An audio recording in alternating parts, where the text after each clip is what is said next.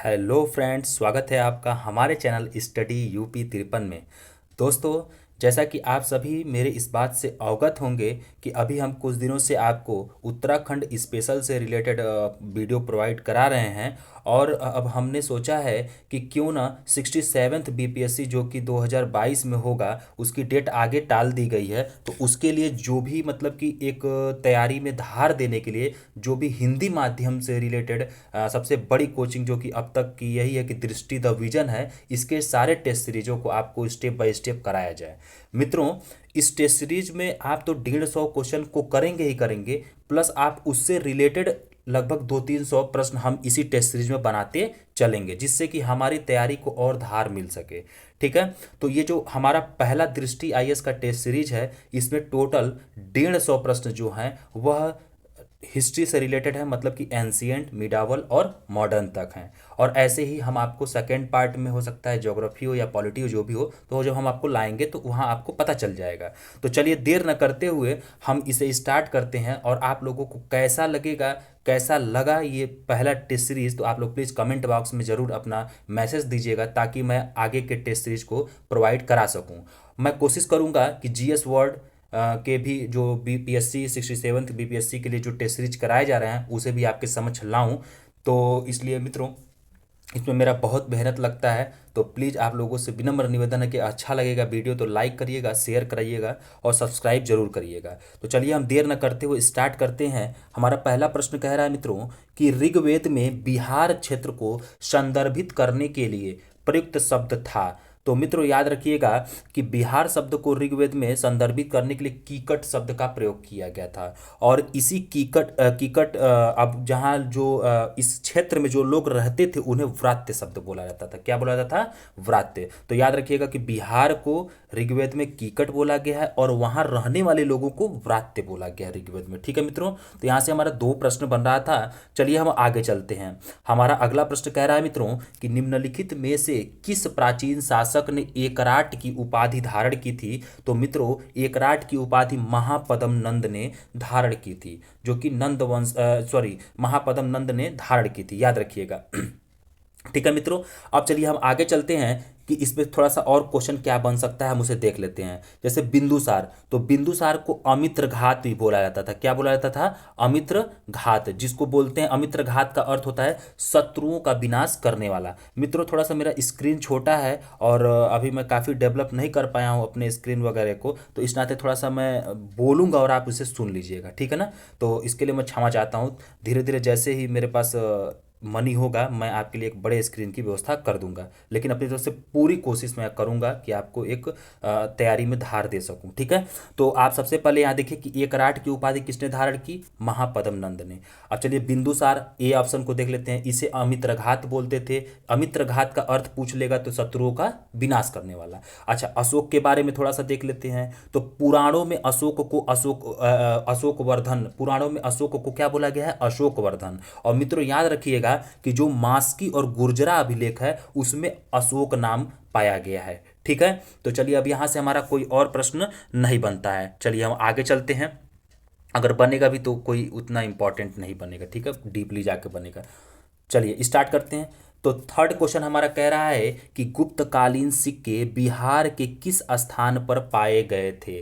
तो मित्रों, गुप्तकालीन सिक्के बिहार के हाजीपुर स्थान पर पाए गए थे। चलिए हमारा अगला प्रश्न है कि चौथा प्रश्न जो कि प्रसिद्ध शासक मेदिनी राय का संबंध किस वंश से था। तो जो मेदिनी राय थे इनका संबंध किस वंश से था मित्रों? तो यह चेरो वंश से था। और यह चेरो वंश डेवलप कहाँ हुआ था?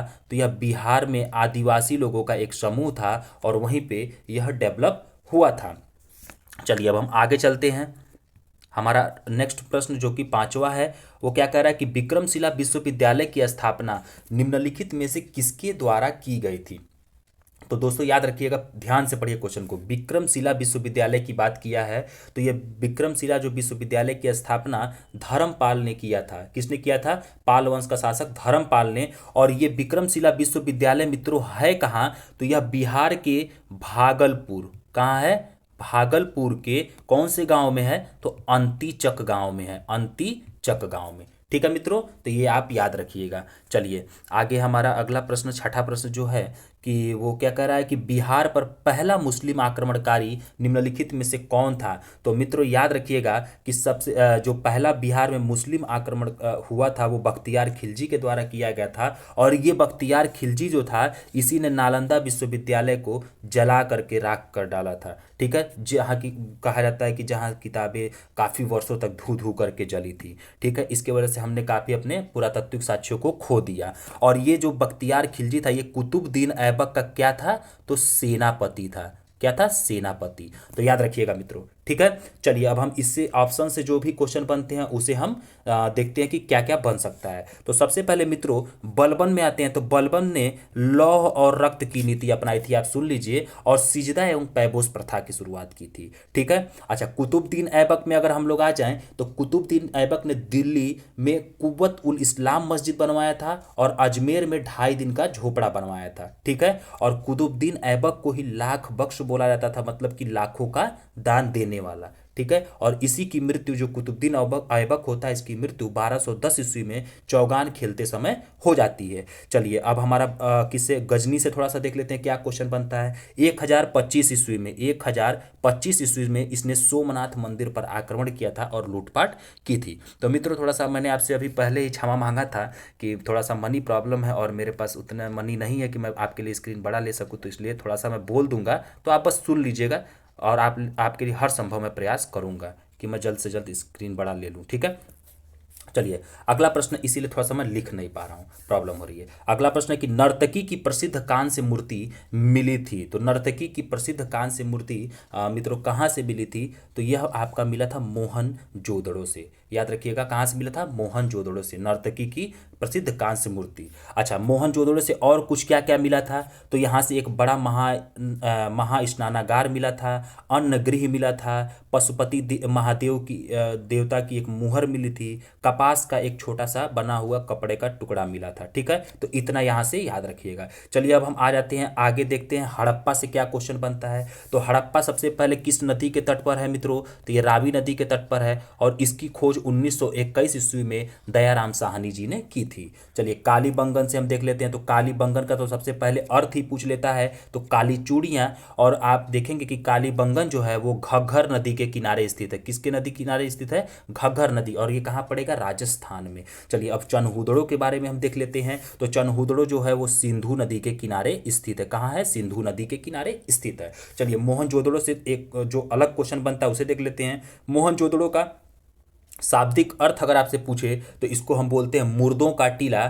ठीक है ना मित्रों, और ये सिंधु नदी के तट पर, सिंधु नदी के दाहिने तट पे आप याद रखिएगा स्थित है। और वर्तमान में ये पाकिस्तान के लड़काना जिले में स्थित है। और 1922 ईस्वी में इसकी खुदाई R.D. बनर्जी द्वारा की गई थी। तो इतना प्रश्न हम आपको बता दिए। अब बताइए कि अगर हम किसी भी टेस्ट सीरीज को इस तरीके से सॉल्व करें तो क्या टॉपर की बात सही होती है कि नहीं होती है। टॉपर यही तो करते हैं, 80% प्रैक्टिस करते हैं, 20% पढ़ते हैं। आप इससे रिलेटेड आपको और लग रहा था, आप किताबों में जा करके पढ़िएगा। बाकी मेरे से जितना होगा उतना मैं आपको बोलता चलूंगा और आप इसको फास्ट स्पीड करके बस सुन लीजिएगा, आपको याद हो जाएगा और आपकी तैयारी में बहुत धार देगा ये। ठीक है, चलिए हम देर न करते हुए हमारे अगला प्रश्न, 8वां प्रश्न पे चलते हैं। तो हमारा 8वां प्रश्न कह रहा है कि प्राचीन भारत की प्रसिद्ध रचना मृच्छकटिकम किसके द्वारा रचित है। तो जो मृच्छकटिकम है यह किसके द्वारा रचित है, तो सबसे पहले तो यह शूद्रक के द्वारा रचित मतलब है ग्रंथ है। ठीक है, और याद रखिएगा मित्रों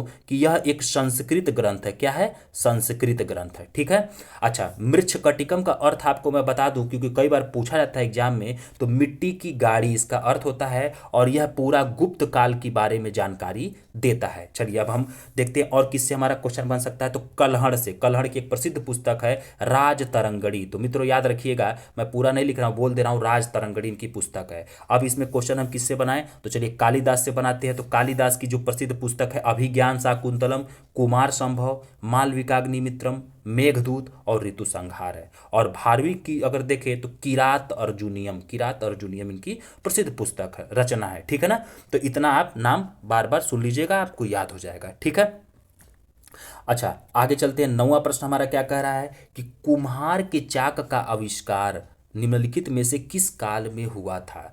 तो मित्रों याद रखिएगा कि कुम्हार के चाक का आविष्कार जो हुआ था वह नवपाषाण काल में किया गया। और याद रखिएगा कि चाक का अर्थ मतलब कि खींचने वाला चाक नहीं, जैसे कि जब मिट्टी को जब कुम्हार बनाता है तो जिससे बर्तनों को शेप देता है उसे मिट्टी का चाक बोलते हैं। याद रखिएगा कुम्हार का चाक वो हो जाता है। ठीक है, तो नवपाषाण काल में इसकी मतलब आविष्कार हुआ था। और जो भी और आविष्कार हुए थे नवपाषाण काल के अगर हम देखें तो इसमें कुछ और भी, जैसे कृषि हो गई, अस्थाई जीवन पद्धति हो गई, इस तरह की जो चीज़ें थीं तो ये भी नवपाषाण काल से संबंधित है। तो इतना बस इसमें जानने की हमें ज़रूरत है। चलिए हम अब 10वें प्रश्न पे चलते हैं। तो हमारा 10वां प्रश्न क्या कह रहा है कि आयुर्वेद की सबसे पहला दर्ज संहिता कौन सी है? आयुर्वेद की सबसे पहला दर्ज संहिता कौन सी है? तो मित्रों याद रखिएगा चरक संहिता है। और ये चरक संहिता का कार्य क्या है? तो ये चिकित्सा से रिलेटेड है। किससे रिलेटेड है? चिकित्सा से रिलेटेड। ठीक है मित्रों, चलिए हमारे अगला प्रश्न क्या कह रहा है 11वां नंबर कि मीनाक्षी सुंदरेश्वर मंदिर का निर्माण करवाया था। तो याद रखिएगा कि मीनाक्षी सुंदरेश्वर मंदिर का निर्माण किसने करवाया था? तो ये पांड्यों ने करवाया था। और पांड्यों का एक शासक हुआ था कुलशेखर। कौन हुआ था? कुलशेखर, उसने कराया था। और ये मंदिर स्थित कहाँ है मित्रों? तो यह मदुरै में स्थित है। चलिए अब हम आगे चलते हैं।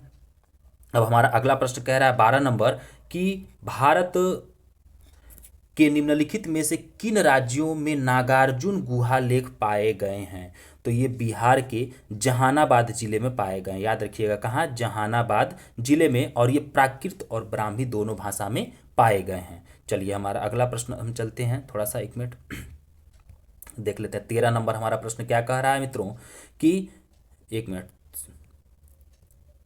कह रहा है कि तृतीय बौद्ध संगीति कहाँ आयोजित की गई थी? तो मित्रों याद रखिएगा तृतीय बौद्ध संगीति तो पाटलिपुत्र में ही आयोजित की गई थी। ठीक है, बट आप याद रखिएगा यहाँ पे सारे बौद्ध संगीतियों का आयोजन का एक वो दे दिया है। जैसे देखिए पहला हुआ था आपका ये राजगृह की सप्तपदी गुफा में। और दूसरा हुआ था आपका ये पहला था, और दूसरा पहला कहाँ था? राजगृह की सप्तपदी गुफा में। और दूसरा था वैशाली में हुआ था। और तीसरा आपका मित्रों हुआ था जो कि क्वेश्चन पूछ ही रखा है पाटलिपुत्र में। और चौथा हुआ था कुंडलवन जम्मू कश्मीर में। तो मित्रों ये याद रखिएगा। अच्छा अगर हम आपसे पूछें तो पहला हुआ था अजात शत्रु के काल में, दूसरा हुआ था कालाशोक के काल में, तीसरा हुआ था अशोक के काल में, और चौथा हुआ था कनिष्क के काल में। ठीक है, और याद रखिएगा इस तरह से आप इसको एक बार पढ़ लीजिएगा क्योंकि बौद्ध संगीतियाँ जो कि बहुत मोस्ट इंपॉर्टेंट है। ठीक है, तो यहाँ मैं लिख नहीं सकता और आप पूरे बौद्ध संगीतियों को डेट क्रम अध्यक्ष पूरा रट लीजिएगा। ठीक है, चलिए हम आगे चलते हैं। तो हमारा अगला प्रश्न क्या कह रहा है? 14 नंबर प्रश्न कह रहा है कि निम्नलिखित में से किसने भारतीय उपमहाद्वीप पर सबसे पहले आक्रमण किया? तो मित्रों याद रखिएगा कि बिहार पीसीएस में 5वां ऑप्शन जो होता है वो बड़ा ही घुमावदार ऑप्शन होता है। ठीक है, तो थोड़ा सा उसमें डिस्टरबेंस कभी कभी हो जाता है। तो याद रखिएगा कि सबसे पहला हमारे भारतीय उपमहाद्वीप पे आक्रमण हुआ था यूनानियों का। और यूनानियों में कौन? सिकंदर के द्वारा किया गया था। ठीक है ना, सिकंदर के द्वारा। अच्छा अब आपसे मान लीजिए क्रम, अगर मैं इस ऑप्शन के आधार पर अगर क्रम बताना चाहूँ तो सबसे पहले यूनानी आक्रमण किए भारत पे 326 ईसा पूर्व के करीब में सिकंदर ने किया था। फिर दूसरे पे आपका पहली शताब्दी में शक ने किया। फिर शक के बाद से पहली शताब्दी के ही थोड़ा आसपास में कुषाण ने किया है आक्रमण। और 12वीं सदी के आसपास आप देखेंगे कि गुलाम वंश का जो स्थापना होता है कुतुबुद्दीन ऐबक जो आता है, ये तुर्क जो होते हैं ये आक्रमण करते हैं भारत पे। ठीक है, तो चलिए इतना प्रश्न यहाँ से बन रहा था। अब हम आगे चलते हैं। अगला प्रश्न हमारा कह रहा है अष्टाध्यायी नामक पुस्तक किसके द्वारा लिखी गई थी? तो अष्टाध्यायी नामक पुस्तक मित्रों किसकी लिखी है? ये है तो ये पाणिनि की है और ये एक संस्कृत पुस्तक है। ठीक है, चलिए अब हम आगे चलते हैं। हमारा 16 नंबर प्रश्न क्या कह रहा है? 16 नंबर प्रश्न कह रहा है कि कैवल्य पद निम्नलिखित में से किस धर्म संप्रदाय से संबंधित है? तो आप मित्रों जानेंगे कि जो ये क्वेश्चन है बहुत ही मोस्ट इंपॉर्टेंट है और बहुत सारे एग्जामों में पूछा गया है। तो कैवल्य का अर्थ पहले तो हम ये जानेंगे कैवल्य किससे संबंधित है? तो ये जैन धर्म से संबंधित है। और कैवल्य का अर्थ क्या होता है मित्रों? तो इसका अर्थ होता है संपूर्ण ज्ञान, मतलब कि संपूर्ण ज्ञान की प्राप्ति को जैन धर्म में क्या बोलते थे? कैवल्य बोलते थे। चलिए अब हम अगले प्रश्न पे चलते हैं देर न करते हुए। तो हमारा अगला प्रश्न है जो कि 17 नंबर, क्या कह रहा है कि हड़प्पा कालीन स्थल मोहनजोदड़ो किस नदी के निकट स्थित है।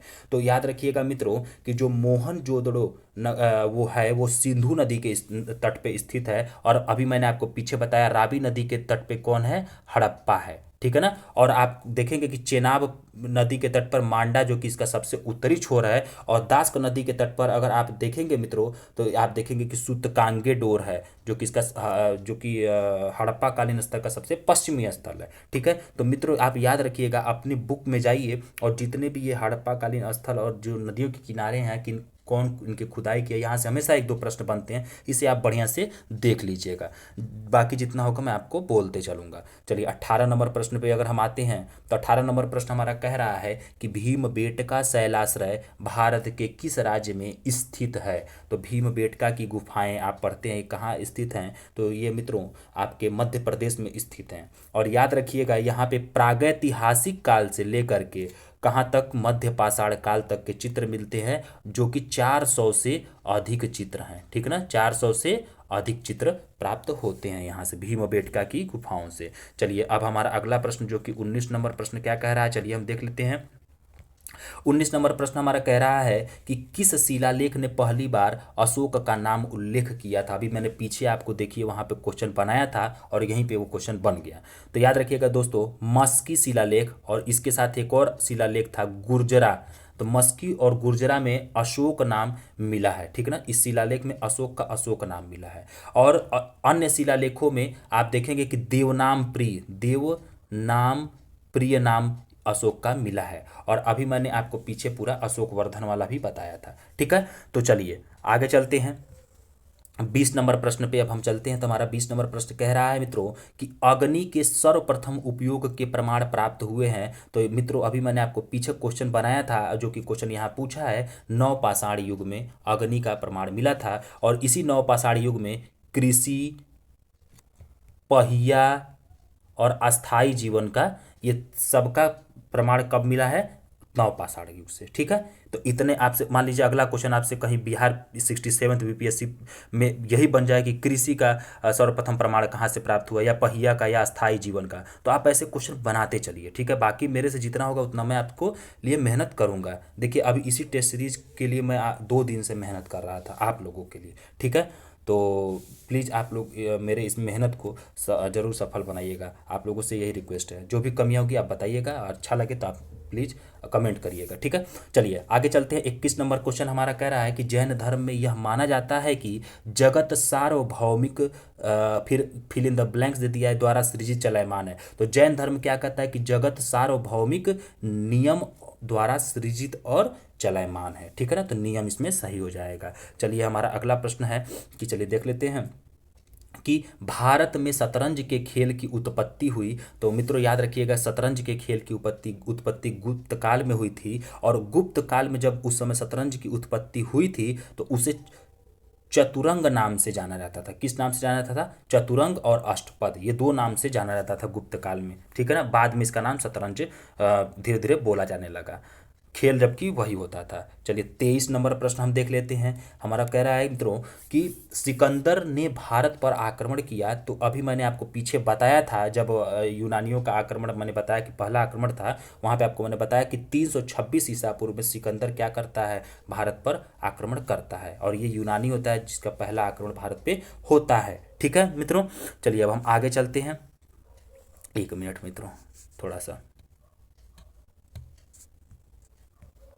चलिए 1 मिनट, थोड़ा सा प्रॉब्लम हो जाती है क्योंकि डिजिटल है ना, तो थोड़ा सा दिक्कतें हो जाती हैं। चलिए 24 नंबर प्रश्न हमारा कह रहा है कि निम्नलिखित में से किसके शासनकाल के दौरान ह्वेनसांग भारत आया। तो मित्रों हर्षवर्धन के दौरान ह्वेनसांग भारत आया था और ये वर्धन वंश का शासक था। याद रखिएगा, ह से ह्वेनसांग और ह से हर्षवर्धन और फ से फाहयान और च से चंद्रगुप्त द्वितीय। तो फाहयान चंद्रगुप्त द्वितीय के शासनकाल में आता है और ये ह्वेनसांग हर्षवर्धन के शासन काल में आता है। कभी कभी आपसे ह्वेनसांग के बारे में कुछ और क्वेश्चन पूछ लेते हैं कि यह कब से कब तक रहा। तो 629 ईस्वी से लेकर के 645 ईस्वी तक रहा। और इसने अपनी एक यात्रा वृत्तांत लिखा था CU की नाम से। किस नाम से? CU की नाम से। और ये 2 वर्ष तक कहाँ रहा था? नालंदा में अध्ययन किया था, नालंदा विश्वविद्यालय में। तो इतना इससे रिलेटेड चीज़ें आपको याद रखना है। ठीक है मित्रों, चलिए हम चलते हैं अगला।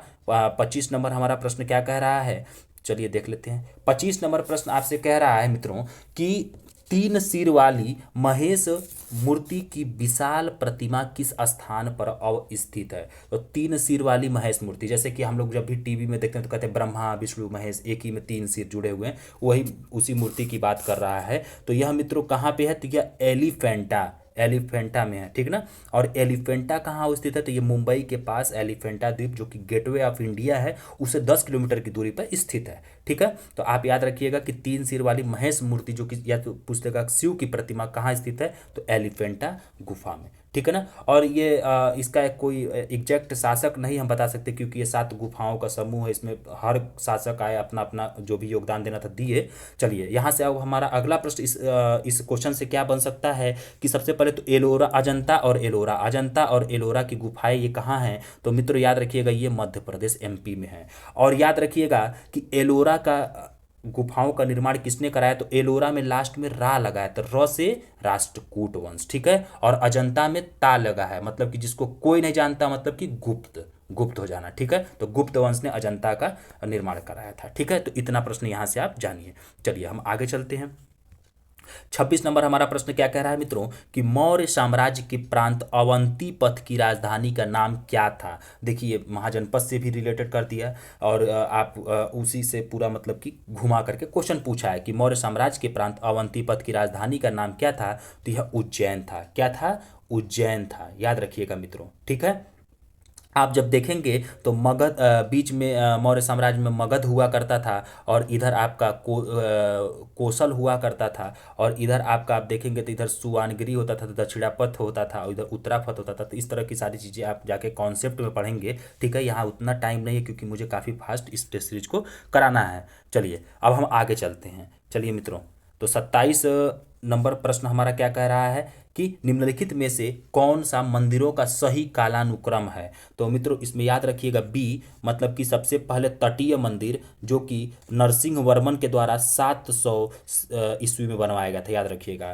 फिर लक्ष्मण मंदिर, जो कि यह एक विष्णु जी को समर्पित मंदिर है, और इसको चंदेल शासक ने 954 ईस्वी में बनवाया। फिर मोढेरा जो सूर्य मंदिर है, ये सोलंकी वंश के द्वारा बनवाया गया 1026 ईस्वी में। ठीक है, सॉरी दोस्तों। फिर कामाख्या जो मंदिर है, ये एक शक्तिपीठ है, जिसको 17वीं शताब्दी में बनाया गया था। तो ये एक क्रम, मतलब कि घटते से बढ़ते के क्रम में है। ठीक है, बाकी आप सुन लिए होंगे, और आप उसे कॉपी पेन से कॉपी पे अपने नोट कर लीजिएगा सुन करके, क्योंकि मैं आपसे बताया कि मेरी प्रॉब्लम कि मैं क्यों नहीं लिख पा रहा हूँ। चलिए आगे चलते हैं। मत्त विलास प्रहसन के रचयिता कौन है? तो मत्त विलास प्रहसन के रचयिता है मित्रों महेंद्र वर्मन प्रथम। याद रखिएगा कौन है? महेंद्र वर्मन प्रथम। और इनकी एक और रचना है जिसको बोलते हैं भोग वजुका। और याद रखिएगा महेंद्र वर्मन प्रथम की ये 2 रचना है, मत्त विलास प्रहसन और भोग वजुका, और ये दोनों संस्कृत के लघु नाटक हैं। ये बस याद रखिएगा यहाँ से। ठीक है, और बाकी यहाँ से कोई क्वेश्चन हमारा नहीं बनता। चलिए 29 नंबर प्रश्न पे अब हम चलते हैं मित्रों। 29 नंबर प्रश्न हमारा कह रहा है कि निम्नलिखित में से किस व्यक्तित्व को तमिल साहित्य का जनक माना जाता है। तो तमिल साहित्य का जनक ऋषि अगस्त्य को माना जाता है। याद रखिएगा किसको? ऋषि अगस्त्य को माना जाता है। चलिए अब हम 30 नंबर प्रश्न पे आते हैं। 30 नंबर प्रश्न हमारा कह रहा है कि भारत में सिंधु घाटी सभ्यता का सबसे पूर्वी स्थल कौन सा है। तो याद रखिएगा मित्रों सबसे पूर्वी स्थल आलमगीरपुर है। याद रखिएगा। चलिए देख लेते हैं, थोड़ा सा हम आपको यहाँ स्थल यहाँ रुक करके बता देते हैं, क्योंकि यहाँ से हर बार प्रश्न आता है। जैसे आप ये प्लस बनाएंगे तो ये आपका सबसे पूर्वी स्थल जो हो जाएगा ये आलमगीरपुर हो जाएगा, और ये है आपका हिंडन नदी के किनारे, और ये है मेरठ के पास। ठीक है, चलिए अब इसी के जस्ट अपोजिट आप देखेंगे तो इसके सबसे पश्चिमी, सिंधु घाटी सभ्यता का सबसे पश्चिमी था तो ये दास्क नदी के किनारे, जो कि पीछे भी क्वेश्चन में पूछा था, सूतकांगेडोर, बस आप देख लीजिएगा। फिर आप ऊपर उत्तर साइड पे देखेंगे तो मांडा था जो कि चेनाब नदी के तट पे था। और फिर आप इधर देखेंगे मित्रों दक्षिण साइड में तो ये दाइमाबाद जो कि गोदावरी नदी के तट पे स्थित था। चलिए यहाँ से हमारा बस इतना ही प्रश्न बनता है और उसी को बार बार ये लोग घुमा करके पूछते रहते हैं, तो आप इसे बढ़िया से कॉन्सेप्ट को प्लस बना करके तैयार कर लीजिएगा। ठीक है। अगला प्रश्न है कि दिल्ली सल्तनत के किस राजवंश ने सबसे कम अवधि तक शासन किया? तो मित्रों याद रखिएगा कि खिलजी वंश जो था मात्र 30 वर्षों तक ये शासन करता है। ठीक है, मात्र 30 वर्षों तक। अच्छा, अब आपसे पूरा अगर आप देखेंगे तो दिल्ली सल्तनत में 5 वंश थे और ये पांचों वंश मिल करके टोटल 300 वर्षों तक शासन किए थे। और इन पांचों वंश और जो अमीर खुसरो थे वो 8 सुल्तानों का काल उन्होंने देखा था। ठीक है मित्रों, तो चलिए यहाँ से हमारा इतना प्रश्न बना था। तो याद रखिएगा कि खिलजी वंश जो कि 30 वर्षों तक ही शासन किया, इसलिए सबसे कम अवधि तक शासन किसने किया? तो खिलजी वंश, क्योंकि इसमें अलाउद्दीन खिलजी एक मेन काम करता है, क्योंकि जलालुद्दीन खिलजी तुरंत स्थापना करके डेथ कर जाता है, उसके बाद से लास्ट में एक मुबारक खिलजी आता है, तो इस नाते ये था। ठीक है, चलिए अब हम 32 नंबर प्रश्न पे चलते हैं। हमारा 32 नंबर प्रश्न कह रहा है कि प्राचीन संस्कृत ग्रंथों में उल्लिखित यवन प्रिया संदर्भित करता है। तो मित्र याद रखिएगा प्राचीन समय में यवन प्रिया हम काली मिर्च को बोलते थे। और ये भी याद रखिएगा कि अगर आप देखेंगे तो जो हमारे प्राचीन समय में रोमन साम्राज्य से हमारे संबंध कहीं ना कहीं व्यापार में स्थापित थे। और ये हमारा जब आप साउथ में जाएंगे तो तमिलनाडु के अधीन आपको एक अतिरम पक्कम नामक स्थान होगा,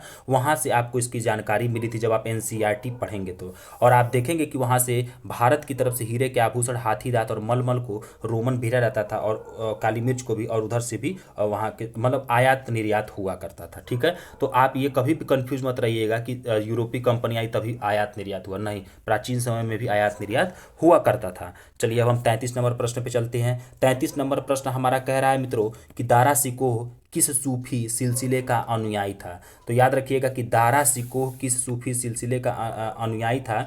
तो ये याद रखिएगा मित्रों कि यह कादरी, और ये किसका पुत्र था? तो ये शाहजहां का पुत्र था। किसका पुत्र था? शाहजहां का पुत्र था दारा शिकोह। ठीक है, और ये कादरी सिलसिले का अनुयायी था। चलिए मित्रों हम अगले प्रश्न पे अपने चलते हैं, जो कि 34 नंबर प्रश्न हमारा है, और ये कह रहा है कि तालीकोटा का युद्ध लड़ा गया। दोस्तों मोस्ट इंपॉर्टेंट, बहुत सारे एग्जाम में पूछा गया है ये, तालीकोटा का युद्ध कब लड़ा गया? तो मित्रों याद रखिएगा कि सबसे पहले तो हम ये जानेंगे कि तालीकोटा का युद्ध 21 जनवरी और 1565 को लड़ा गया था। ठीक है, और याद रखिएगा कि यह विजयनगर साम्राज्य और दक्कन सल्तनत के बीच लड़ा गया था। विजयनगर साम्राज्य इसी दक्कन सल्तनत में 3 अरबी अलग अलग से 3 अरबी आक्रमणकारी होते हैं, वो मिल करके विजयनगर साम्राज्य को हरा देते हैं, और इसी के बाद से मराठा धीरे धीरे डेवलप होने लगता है। यहीं पे विजयनगर साम्राज्य की रीढ़ की हड्डी टूट जाती है, यहीं से इसका विघटन शुरू हो जाता है। तो याद रखिएगा तालीकोटा के 1565 और किसके बीच? विजयनगर साम्राज्य और दक्कन सल्तनत के बीच हुआ था। चलिए हम अपने अगले प्रश्न पे चलते हैं, जो कि हमारा 35 नंबर प्रश्न है। ये क्या कह रहा है कि निम्नलिखित में से किसने विजयनगर साम्राज्य की स्थापना की थी? तो देखिए अभी जो ये विजयनगर साम्राज्य की पीछे हम क्वेश्चन में चर्चा की, उसी विजयनगर साम्राज्य की बात कर रहा है। किसने स्थापना की? तो हरिहर और बुक्का राय, ये 2 भाई थे, इन्होंने 1336 ईस्वी में इसकी स्थापना की थी, याद रखिएगा। और इस विजयनगर साम्राज्य के सबसे प्रतापी राजा तो ये कृष्णदेव राय थे, याद रखिएगा। कौन? कृष्णदेव राय, इन्हीं के दरबार में अष्ट दिग्गज रहा करते थे। ठीक ना, अष्ट दिग्गज। चलिए अब हमारा अगला प्रश्न क्या कह रहा है, चलिए हम देख लेते हैं, जो कि हमारा 36 नंबर प्रश्न है। ये 36 नंबर हमारा प्रश्न कह रहा है मित्रों कि मुगल सम्राट जिन्होंने अपने साम्राज्य में तंबाकू के उपयोग को प्रतिबंधित किया था, किसको? तंबाकू के उपयोग को। तो याद रखिएगा मित्रों कि यह कौन था? तो यह जहांगीर था। जहांगीर ने तंबाकू के उपयोग को अपने यहाँ प्रतिबंधित कर दिया था। और वैसे भी मित्रों तंबाकू बहुत ही जानलेवा खतरा वाली चीज़ें हैं, जिससे कैंसर रोग हो जाता है, तो वैसे भी इसका सेवन न करें तो बेस्ट ही होगा। और याद रखिएगा कि इस तंबाकू को भारत लाने का श्रेय पुर्तगालियों को जाता है। किसको जाता है? पुर्तगालियों को, याद रखिएगा। ठीक है, चलिए अब हमारा अगला प्रश्न क्या है। चलिए 37 नंबर हमारा प्रश्न क्या कह रहा है मित्रों कि निम्नलिखित में से कौन सा भक्ति संतों के जन्म का सही कालानुक्रम है। तो मित्रों यहाँ याद रखिएगा, यहाँ पे तो कोई ट्रिक है नहीं, क्योंकि यहाँ आपको एक बार थारो आपको स्टडी करनी पड़ेगी बुक से जा करके, क्योंकि आपको यहाँ पे कई नाम और भी ये दे सकते हैं। तो इस क्वेश्चन के अनुसार पहला ए ऑप्शन सही है, रामानुज, गुरु नानक, चैतन्य और मीराबाई। ठीक है, ये मतलब सही है, मतलब रामानुज का सबसे पहले हुआ, फिर गुरु नानक, फिर चैतन्य, फिर मीराबाई का हुआ था। गुरु नानक का लगभग वही 66-68 के करीब में, 1566 के करीब में हुआ था। ठीक है, तो यहाँ पे आपको थोड़ा सा जा करके एक डीप स्टडी आप कर लीजिएगा।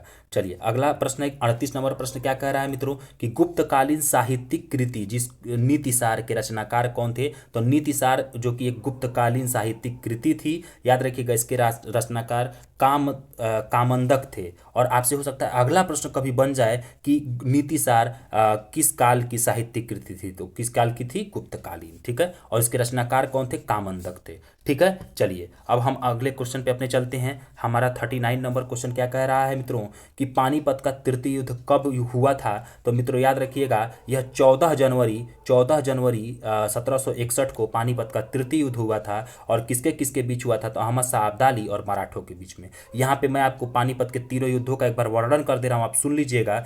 पानीपत का प्रथम युद्ध 21 अप्रैल 1526 को हुआ था, जो कि इब्राहिम लोदी और बाबर के बीच में होता है। पानीपत का द्वितीय युद्ध 3 मई 1556 को होता है, और जो कि अकबर और हिमू के बीच में होता है। और पानीपत का तृतीय युद्ध 14 जनवरी 1761 को किसके किसके बीच होता है, अहमद शाह अब्दाली बोलिए या उसको अफगान बोलिए और मराठों के बीच बोलिए, तो कोई भी ऑप्शन में आपको दे देगा, आप उसके अनुसार टिक लगा लेंगे। अच्छा 1803 में कोई खास बात क्या हुई थी, तो आप यहाँ देख लीजिए कि 1803 में जो माधव नारायण राव द्वितीय था उसने शाह आलम द्वितीय को अंग्रेजों के संरक्षण से निकाल करके फिर से दिल्ली का क्या कर देता है, मुगल बादशाह बना देता है और अपने मराठों के संरक्षण में इन्हें रख लेता है। तो जब आप कॉन्सेप्ट पढ़ेंगे तो वहाँ पे आपको और अलग मजा आएगा। चलिए 40 नंबर प्रश्नों को अब हम 40 नंबर क्वेश्चन को देखते हैं।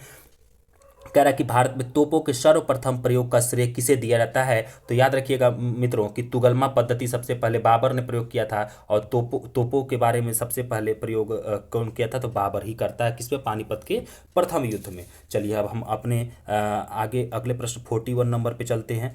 तो 41 नंबर क्या कह रहा है कि प्रशासनिक प्रणाली मनसबदारी मुगल साम्राज्य में शुरू की गई थी। तो मित्रों याद रखिएगा कि प्रशासनिक प्रणाली मनसबदारी मुगल साम्राज्य में शुरू की गई, एक मतलब कि प्रमाणिक तरीके से तो यह अकबर के द्वारा शुरू की गई थी, और ये 1571 में शुरू की गई थी, ये याद रखिएगा। लेकिन मित्रों अगर देखा जाए कि विदाउट प्रमाणिक रूप से तो बाबर और हुमायूं ने इसकी शुरुआत की थी, बट वह मतलब कि एक तरह से प्रमाणिक नहीं था, मतलब कि एक तरह से क्या कहते हैं कि बस ऊपर ही था। लेकिन अकबर ने उसको पूरा सैन्य संगठित तरीके से मनसबदारी व्यवस्था को 1571 में शुरू किया था। ठीक है, अच्छा अगर आपसे पूछ ले कि विश्व के लेवल पर किसने मनसबदारी शुरू की थी, तो मंगोलों ने की थी, और मंगोलों में कौन, चंगेज खां, ये याद रखिएगा मित्रों। ठीक है, आपसे ये भी पूछा जा सकता है, तो याद रखिएगा। और एक चीज़ यहाँ और छूट गया कि अकबर ने जब 1571 में मनसबदारी व्यवस्था शुरू की थी तो किसके सहयोग से किया था, तो यह एक शहबाज खान था, उसके सहयोग से अकबर इसे शुरू करता है। चलिए हम अपने अगले प्रश्न पे चलते हैं। तो हमारा 42 नंबर प्रश्न क्या कह रहा है, एक मिनट, थोड़ा सा अगर कोई दिक्कत होगी तो आप ज़रूर कमेंट बॉक्स में बताइएगा, क्योंकि अब तक का मतलब मैं पहली बार इस टेस्ट सीरीज को लाया हूं।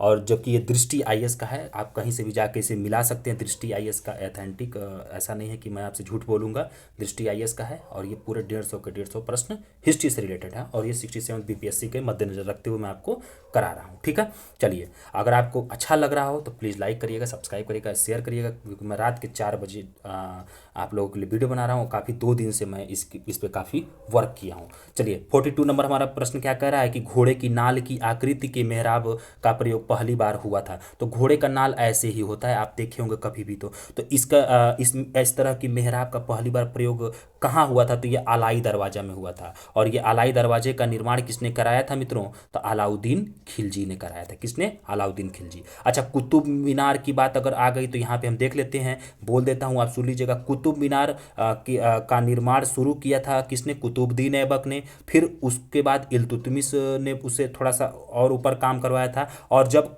कुतुब मीनार की 5वीं मंजिल का छत जब गिर गया था तो उसका पुनरुद्धार को किसने कराया था, जीर्णोद्धार किसने कराया था, तो फिरोज शाह तुगलक ने कराया था, तुगलक वंश में। ठीक है ना। तो याद रखिएगा, आपसे पूछ लेता है ऐसे क्वेश्चन कि कुतुब मीनार का निर्माण तो कुतुबुद्दीन ऐबक, फिर दूसरा कौन था, इल्तुतमिश, और 5वीं मंजिल का निर्माण किसने कराया, तो फिरोज शाह तुगलक। अच्छा, अलाई दरवाजा, तो ये अलाउद्दीन खिलजी ने इसको बनवाया था। इस अलाई दरवाजा में पहली बार घोड़े की नाल की आकृति का मेहराब प्रयोग किया गया था। और ताजमहल आपको पता है कि मुमताज महल की याद में शाहजहां ने बनवाया था। चलिए अब हम आगे देखते हैं, हमारा 43 नंबर प्रश्न क्या कह रहा है अब मित्रों, कि कौन सा मुगल शासक और उसकी कब्र के स्थान पर सही सुमेलित नहीं है, मतलब कि आपको इसमें कौन सा सही सुमेलित नहीं है मुगलों का कब्र, तो उसको आपको बताना है। तो देखिए, सबसे पहला ही आपको यहाँ सही सुमेलित नहीं है, जहांगीर जो है, जहांगीर का आगरा, ये गलत दिया है। जहांगीर की कब्र कहाँ है मित्रों, तो लाहौर में है। ठीक है। अच्छा, बाबर का काबुल में है, याद रखिएगा।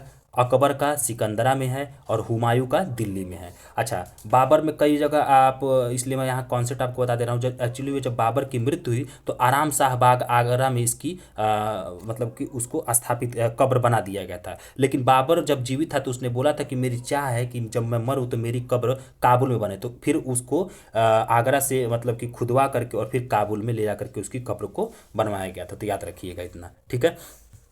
चलिए अब हम 44 नंबर प्रश्न पे आते हैं। 44 नंबर हमारा प्रश्न क्या कह रहा है मित्रों, कि दिल्ली के किस सुल्तान ने दीवाने मुस्तक राज विभाग की स्थापना की थी। मित्रों याद रखिएगा, आपको मैं यही बता दे रहा हूँ कि अलाउद्दीन खिलजी और मोहम्मद तुगलक के जितने भी ये विभाग बनाए गए थे, इसे आप एकदम रट जाइएगा, इससे प्रश्न आना ही तय है, एकदम तय ही तय है। ठीक है। तो दीवाने मुस्तक राज, तो ये आपका अलाउद्दीन खिलजी के द्वारा क्या किया गया था, इस विभाग की स्थापना किया गया था। ठीक है। अच्छा, बलबन का अगर हम देखें तो दीवाने अर्ज जो कि एक सैन्य विभाग इसने बनाया था वो था। और मोहम्मद तुगलक का देखें तो दीवाने को ही इसने बनाया था, जो कि कृषि विभाग से रिलेटेड था। ठीक है। तो ये विभागों के नाम बड़ा पूछा जाता है, देखते रहिएगा आप लोग अच्छे से। 45 नंबर अगर हम प्रश्न को देखें मित्रों, तो कव्वाली के जनक, मित्रों याद रखिएगा कि बहुत सारी किताबों में ये नहीं लिखा है, सिर्फ लिखा है कि तबला और ढोलक के जनक अमीर खुसरो को माना जाता है, लेकिन कव्वाली का जनक भी किसको माना जाता है मित्रों, अमीर खुसरो का। और अमीर खुसरो याद रखिएगा, इसे आप नोट कर लीजिएगा, कव्वाली के जनक, तबला ढोलक पहली बार बजाने का जनक इन्हीं को माना जाता है। ठीक है। और इनका जन्म उत्तर प्रदेश के बदायूं में हुआ था। चलिए हम अपने अगले प्रश्न पे चलते हैं। तो हमारा 46 नंबर प्रश्न क्या कह रहा है मित्रों, कि अष्टप्रधान नामक प्रशासनिक व्यवस्था शुरू की गई थी। तो अष्टप्रधान नामक प्रशासनिक व्यवस्था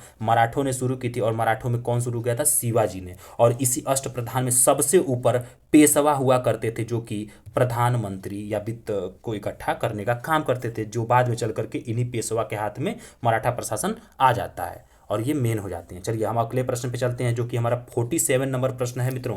47 नंबर प्रश्न कह रहा है कि सखी ग्रंथ, अनुराग सागर, बीजक निम्नलिखित में से किसकी कृतियां हैं। तो यह मित्रों कबीर की कृतियां हैं। तो याद रखिएगा, कबीर की कृतियां, इसके अलावा भी कौन कौन है एक बार मैं बोल दे रहा हूँ। तो सखी ग्रंथ हैं, अनुराग सागर हैं, बीजक हैं, कबीर ग्रंथावली हैं। और याद रखिएगा कि कबीर ने ही सबसे पहले ये शब्द प्रयोग किया था, सबका मालिक एक, सबका मालिक एक। ठीक ना मित्रों, तो याद रखिएगा।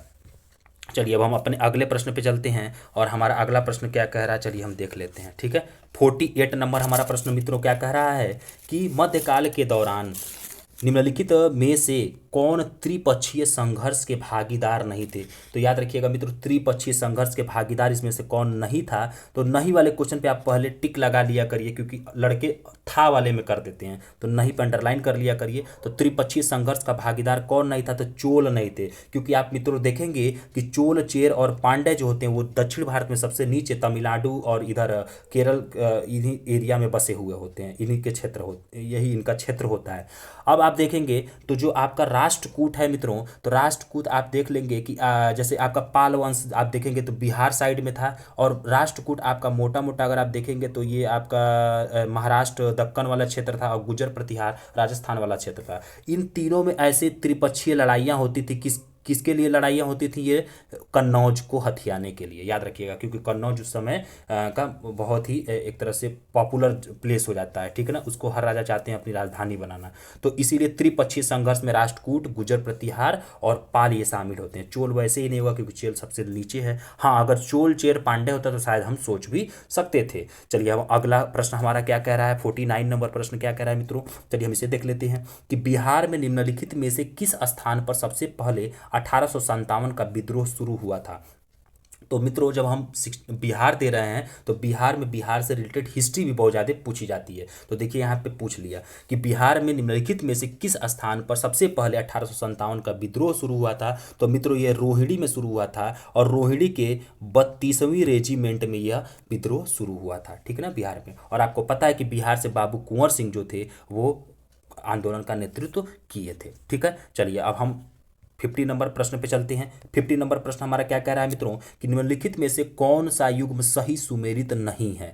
नहीं है तो नहीं है में आज देखेंगे तो सबसे पहला ही जो चौसा का युद्ध है यही गलत दिया है, 1538 ये गलत है। जबकि चौसा का युद्ध कब हुआ था मित्रों? 1539। और इसी के बाद हुआ था जस्ट 1540 में बिलग्राम बोलिए या कन्नौज का युद्ध, ठीक है। अच्छा, हल्दी घाटी का युद्ध 1576 सही है, जो कि महाराणा प्रताप और अकबर के बीच में हुआ। तालीकोटा का युद्ध आपने अभी पढ़ा पीछे कि विजयनगर साम्राज्य और दक्कन के 3 अरब वो अरबी ने मिल करके युद्ध किया था 21 जनवरी 1565 को। और पानीपत का तीसरा युद्ध अभी आपको मैंने बताया अहमद शाह अब्दाली और मराठों के बीच 14 जनवरी 1761 को हुआ था। तो इससे आप ये सारे के सारे युद्ध जो हैं ये बहुत ही इंपॉर्टेंट युद्ध हैं, याद रखिएगा। अच्छा, चौसा युद्ध मैंने आपको नहीं बताया कि किसके किसके बीच हुआ था, तो ये हुमायूं और शेरशाह सूरी के बीच में हुआ था। और इसी में हुमायूं हार जाता है और शेरशाह सूरी का शासनकाल मुगल काल के बीच में हो जाता है, ठीक है, थोड़े समय के लिए। चलिए हमारा अगला प्रश्न जो कि 51 नंबर प्रश्न क्या कह रहा है कि निम्नलिखित में से किसने गुलरुखी उपनाम का प्रयोग किया?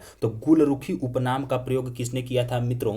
तो इस जैसे आप देखेंगे तो इसमें मोहम्मद बिन तुगलक गलत, अलबरूनी, फिरदौसी, अमीर खुसरो, किसी ने गुलरुखी उपनाम का प्रयोग नहीं किया, इसलिए ई ऑप्शन सही हो जाएगा, उपयुक्त में से कोई नहीं। तो गुलरुखी का किया कौन? तो कौन किया? सिकंदर लोदी ने किया था। किसने किया था? लोदी वंश का सिकंदर लोदी ने गुलरुखी उपनाम का उपयोग किया था। और याद रखिएगा मित्रों कि 1504 में आगरा नगर की स्थापना कौन कराता है? यही सिकंदर लोदी कराता है। कब? 1504 में। और दिल्ली से आगरा राजधानी स्थानांतरित करता है। और गजे सिकंदरी नामक मापक पद्धति भी यही सिकंदर लोदी ही लाता है। और ज्वालामुखी मंदिर नष्ट कराता है तो कौन? यही सिकंदर लोदी। तो इससे रिलेटेड इतने प्रश्न बन सकते हैं, तो मैंने आपको बोल दिया और आप सुन लीजिएगा। चलिए 52 नंबर प्रश्न को हम लोग देख लेते हैं। 52 नंबर प्रश्न कह रहा है कि निम्नलिखित में से किसने बिहार के मुजफ्फरपुर जिले के कोल्हुआ में एक सिंह स्तंभ का निर्माण कराया था? ठीक है, सिंह स्तंभ का। और इसी सिंह स्तंभ का निर्माण कौन कराएगा? तो अशोक। और इसी सिंह स्तंभ को बोलते थे द लायन पिलर के नाम से, ठीक है। चलिए अगला प्रश्न हमारा है मित्रों कि 53 नंबर प्रश्न। चलिए हम देखते हैं 53 नंबर कह रहा है कि इन विद्रोह आंदोलनों विद्रोहियों का सही कालानुक्रम लगाइए। तो इसके लिए भी आपको कॉन्सेप्ट की जरूरत पड़ेगी। आप जब पूरे विद्रोह का एक क्रम जानेंगे तभी आप कर पाएंगे। तो चलिए हम प्रश्न के अनुसार अगर हम देखें तो प्रश्न के अनुसार इसमें हमारा कौन सा ऑप्शन सही होगा मित्रों? तो ये डी ऑप्शन सही होगा। सबसे पहले चलिए 1 मिनट, डी सही होगा। कौन कौन सा? नोनिया, फिर भूमिज, फिर लोटा, फिर टाना भगत हुआ था। चलिए हम अपने अगले प्रश्न पे चलते हैं। हमारा अगला प्रश्न है कि जो कि 54 नंबर है, कह रहा है कि निम्नलिखित में से कौन सा क्षेत्र बिहार में 1857 के विद्रोह का नेतृत्व करने वाले अपने नेताओं के साथ सही सुमेलित नहीं है? क्या कर रहा है कि साथ सुमेलित नहीं है। तो चलिए ठीक है, देख लेते हैं। तो अगर हम देखेंगे तो उपयुक्त में से एक से अधिक ए और बी जो होगा ये सॉरी सी और डी जो होगा, हाँ, हेतम सिंह और छपरा। तो याद रखिएगा रोहतास से अमर सिंह ने किया था, सही बात है। नवादा से नाना सिंह और हैदर अली ने। जगदीशपुर से हेतम सिंह गलत दिया। छपरा से अहमद अली खान गलत दिया। तो ई ऑप्शन सही होगा। तो अब हम देख लेते हैं जगदीशपुर से किया किसने था? तो कुंवर सिंह ने किया था। किसने किया था? कुंवर सिंह ने। और आपका छपरा से किसने किया था मित्रों? तो हुसैन खान ने किया था। अब आप एक बात बताइए, इस एक प्रश्न से हम इतने प्रश्न आपके लिए बना दे रहे हैं तो क्या आपका सिलेक्शन नहीं होगा? अगर आपका सिलेक्शन नहीं हो तो फिर इसमें कहीं ना कहीं आपकी कमी हो रही है पढ़ने में। तो मित्रों, आपके लिए अगर मैं इतना मेहनत कर रहा हूँ तो आपको तो एक पोस्ट पाना है, तो आप इसकी हमसे डबल मेहनत करिए, ठीक है। और प्लीज़ मित्रों, कैसा लगा आप लोग जरूर कमेंट बॉक्स में बताइएगा, और मेरे वीडियो को जरूर लाइक करिएगा, सब्सक्राइब करिएगा, शेयर करिएगा। और प्लेलिस्ट मैं आप लोग के लिए बना दूंगा, आप उस प्लेलिस्ट में जा करके आप देखिएगा। मैं आपको दृष्टि के, जीएस वर्ड के जो भी बड़े संस्थान हैं, हर एग्जाम से रिलेटेड इनके सारे टेस्ट सीरीज को कवर करा दूंगा, ठीक है, स्टेप बाय स्टेप। चलिए 55 नंबर प्रश्न पे हम चलते हैं। 55 नंबर हमारा प्रश्न क्या कह रहा है कि लियाकत अली ने किस स्थान पर 1857 की क्रांति का नेतृत्व किया था? तो मौलवी लियाकत अली ने ये इलाहाबाद में किया था। याद रखिएगा मित्रों कि बनारस किसी किताब पे नहीं लिखा होता है, तो बनारस भी याद रखिएगा, बनारस से भी नेतृत्व करता, बनारस और इलाहाबाद से कौन किया था? मौलवी लियाकत अली। तो याद रखिएगा, बनारस आपसे पूछ देगा तो आपको दिक्कत हो जाएगी, और लखनऊ से बेगम हजरत महल ही की थी, ठीक है। चलिए अब हम 56 नंबर प्रश्नों पे चलते हैं मित्रों। तो हमारा 56 नंबर प्रश्न क्या कह रहा है? चलिए 56 नंबर प्रश्नों में थोड़ा सा हल्का सा डाउट था, बट हम लोग देख लेते हैं क्या होता है। चलिए बाकी आप लोग भी कमेंट बॉक्स में इसे बताइएगा, ठीक है, कि क्या सही है क्या गलत है। निम्नलिखित में से किसे हड़प्पा कालीन मोहरों द्वारा चित्रित नहीं किया गया है? तो हड़प्पा कालीन मोहरों में किसको चित्रित इसमें से नहीं किया गया है? तो लोगों के पोशाक, आभूषण तथा केश विन्यास शैली। दूसरा कह रहा है धार्मिक विश्वास। अच्छा, तीसरा कह रहा है कलाकारों और मूर्तिकारों का कौशल, और चौथा कह रहा है लिपि। तो इसमें आप बताइएगा, मेरे अनुसार तो लिपि भी किया गया है, सी भी सही है। और धार्मिक विश्वास मतलब कि आप देखे होंगे कि जो मूर्तियां मिली हैं, तो और पशुपति की जो मूर्तियां थी, तो ये भी कहीं ना कहीं सही है। अब ए में मुझे कन्फ्यूजन है, बाकी आप इसे कमेंट बॉक्स में बताइएगा, क्योंकि यहाँ मैं भी कन्फ्यूज था, तो मैं सोचा कि आप लोगों से ही पूछ लूँगा, ठीक है। बाकी आप जरूर कमेंट बॉक्स में इसे बताइएगा ताकि मुझे भी जानकारी हो, बाकी मैं इस पर सर्च करूँगा, ठीक है। 57 नंबर प्रश्न क्या कह रहा है मित्रों कि बंगाल में दोहरी सरकार प्रणाली शुरू की गई थी। तो बंगाल में दोहरी सरकार मतलब कि द्वैध शासन, तो यह वॉरेन हेस्टिंग द्वारा द्वैध शासन शुरू किया गया था। सॉरी, गलत हो गया, रॉबर्ट क्लाइव द्वारा द्वैध शासन शुरू किया गया था। थोड़ा सा टंग है मित्रों, स्लिप करके, उसके लिए क्षमा चाहता हूँ। रॉबर्ट क्लाइव ने बंगाल में द्वैध शासन मतलब कि दोहरी सरकार प्रणाली शुरू की थी, और कब से कब तक ये प्रणाली थी? 1765 से 1772 तक थी, ठीक है। और याद रखिएगा, कार्नवालिस दिया, तो कार्नवालिस ने क्या किया था? 1793 में अस्थायी बंदोबस्त व्यवस्था लागू की थी। चलिए अब हम अपने अगले प्रश्न 58 नंबर पे चलते हैं, और हमारा 58 नंबर प्रश्न क्या कह रहा है मित्रों कि बिहार में साइमन कमीशन का बहिष्कार करने के लिए सर्वदलीय बैठक का नेतृत्व किया था। तो किसने किया था? तो अनुराग नारायण सिन्हा जी ने बिहार में साइमन कमीशन का बहिष्कार करने के लिए नेतृत्व किया था बैठक का, ठीक है। चलिए हम अपने अगले प्रश्न 59 नंबर प्रश्न पे चलते हैं। तो 59 नंबर हमारा प्रश्न क्या कह रहा है मित्रों कि भारतीय राष्ट्रीय कांग्रेस की स्थापना के समय भारत का वायसराय कौन था? तो भारत का वायसराय कौन था मित्रों? तो लॉर्ड डफरिन थे। और ये भी याद रखिएगा कि लॉर्ड डफरिन भारतीय राष्ट्रीय कांग्रेस की स्थापना के समय यहाँ के वायसराय थे। चलिए अब इससे जो क्वेश्चन बनता है उसे हम बताते हैं आपको, तो आप सुन लीजिएगा। सबसे पहले तो भारतीय राष्ट्रीय कांग्रेस की स्थापना 1885 में हुई, और ये 1885 में हुई तो इसकी प्रथम बैठक पूना में होने वाली थी, लेकिन पूना में प्लेग नामक बीमारी फैल गई, तो इस नाते इसकी बैठक मुंबई में हुई, और ये मुंबई में संस्कृत महाविद्यालय में हुई थी, ठीक ना। और एओ ह्यूम ने इसकी स्थापना की थी। किसने? एओ ह्यूम ने। आप बस सुन लीजिएगा। और जब पहली बैठक 1885 में इसकी बम्बई में हुई, तो डब्ल्यू.सी. बनर्जी ने इसकी अध्यक्षता की थी। मित्रों, मुझे बताने के लिए बहुत कुछ है, लेकिन बस मैं थोड़ा सा अपने अभाव में व्यस्त हूँ कि मेरे पास लिखने का कोई व्यवस्था नहीं है, लेकिन मैं प्रयास कर रहा हूँ जल्द से जल्द आप लोगों के लिए, और भी मतलब कि जैसे ही मनी मेरे पास होता है मैं आप लोगों के लिए बड़ा स्क्रीन लाऊंगा और काफ़ी डीपली आपको बताऊंगा। इसलिए मैं जो बोल रहा हूँ आप बस सुनते जाइए, और मेरे बोले हुए शब्दों को आप कहीं ना कहीं पेन से नोट कर लीजिएगा, या बार बार इसे सुन लीजिएगा, आपको याद हो जाएगा, ठीक है। चलिए अगले प्रश्न पे हम चलते हैं मित्रों। तो 60 नंबर प्रश्न हमारा क्या कह रहा है? 60 नंबर प्रश्न कह रहा है कि असहयोग आंदोलन को स्थगित करने का कारण था। तो मित्रों, असहयोग आंदोलन को स्थगित करने का कारण था, सबसे बड़ा कारण चौरी चौरा कांड, ठीक है, याद रखिएगा। तो चलिए हम जानते हैं चौरी चौरा कांड होता कब है? तो 5 फरवरी 1922 को ये कांड होता है। अच्छा, असहयोग आंदोलन शुरू कब होता है? तो 1 अगस्त 1920 को यह असहयोग आंदोलन शुरू होता है। चलिए ठीक है, इतना जान गए आप। चलिए जलियांवाला बाग हत्याकांड, तो यह 19 अप्रैल 1919 को होता है, बस आप इतना याद रखिएगा, ठीक है। चलिए और 61 नंबर प्रश्न पे हम चलते हैं। 61 नंबर प्रश्न हमारा क्या कह रहा है कि 1883 में जब इल्बर्ट बिल प्रस्तुत किया गया उस समय वायसराय भारत का कौन था। तो भारत का वायसराय जब इल्बर्ट बिल प्रस्तुत किया गया तो कौन था, तो लॉर्ड रिपन। और इस लॉर्ड रिपन को उदारवादी नीति के लिए माना जाता है, मतलब इससे थोड़ा सा अच्छा काम भारत के लिए पक्ष में किया था। इसी के नाते थोड़ा सा इसका ब्रिटिश विरोध करने लगे बाद में, ठीक है ना। तो याद रखिएगा, तो इल्बर्ट बिल इन्होंने लॉर्ड रिपन ने किया था, ठीक है। चलिए अगला प्रश्न हम 62 नंबर प्रश्न पे चलते हैं। ये कह रहा है कि साफा होर आंदोलन निम्नलिखित में से किस वर्ष शुरू हुआ है। तो साफा होर आंदोलन जो कि बिहार से संबंधित है और ये बिहार स्पेशल का क्वेश्चन है, तो 1868 ईस्वी में शुरू हुआ था। और भागीरथी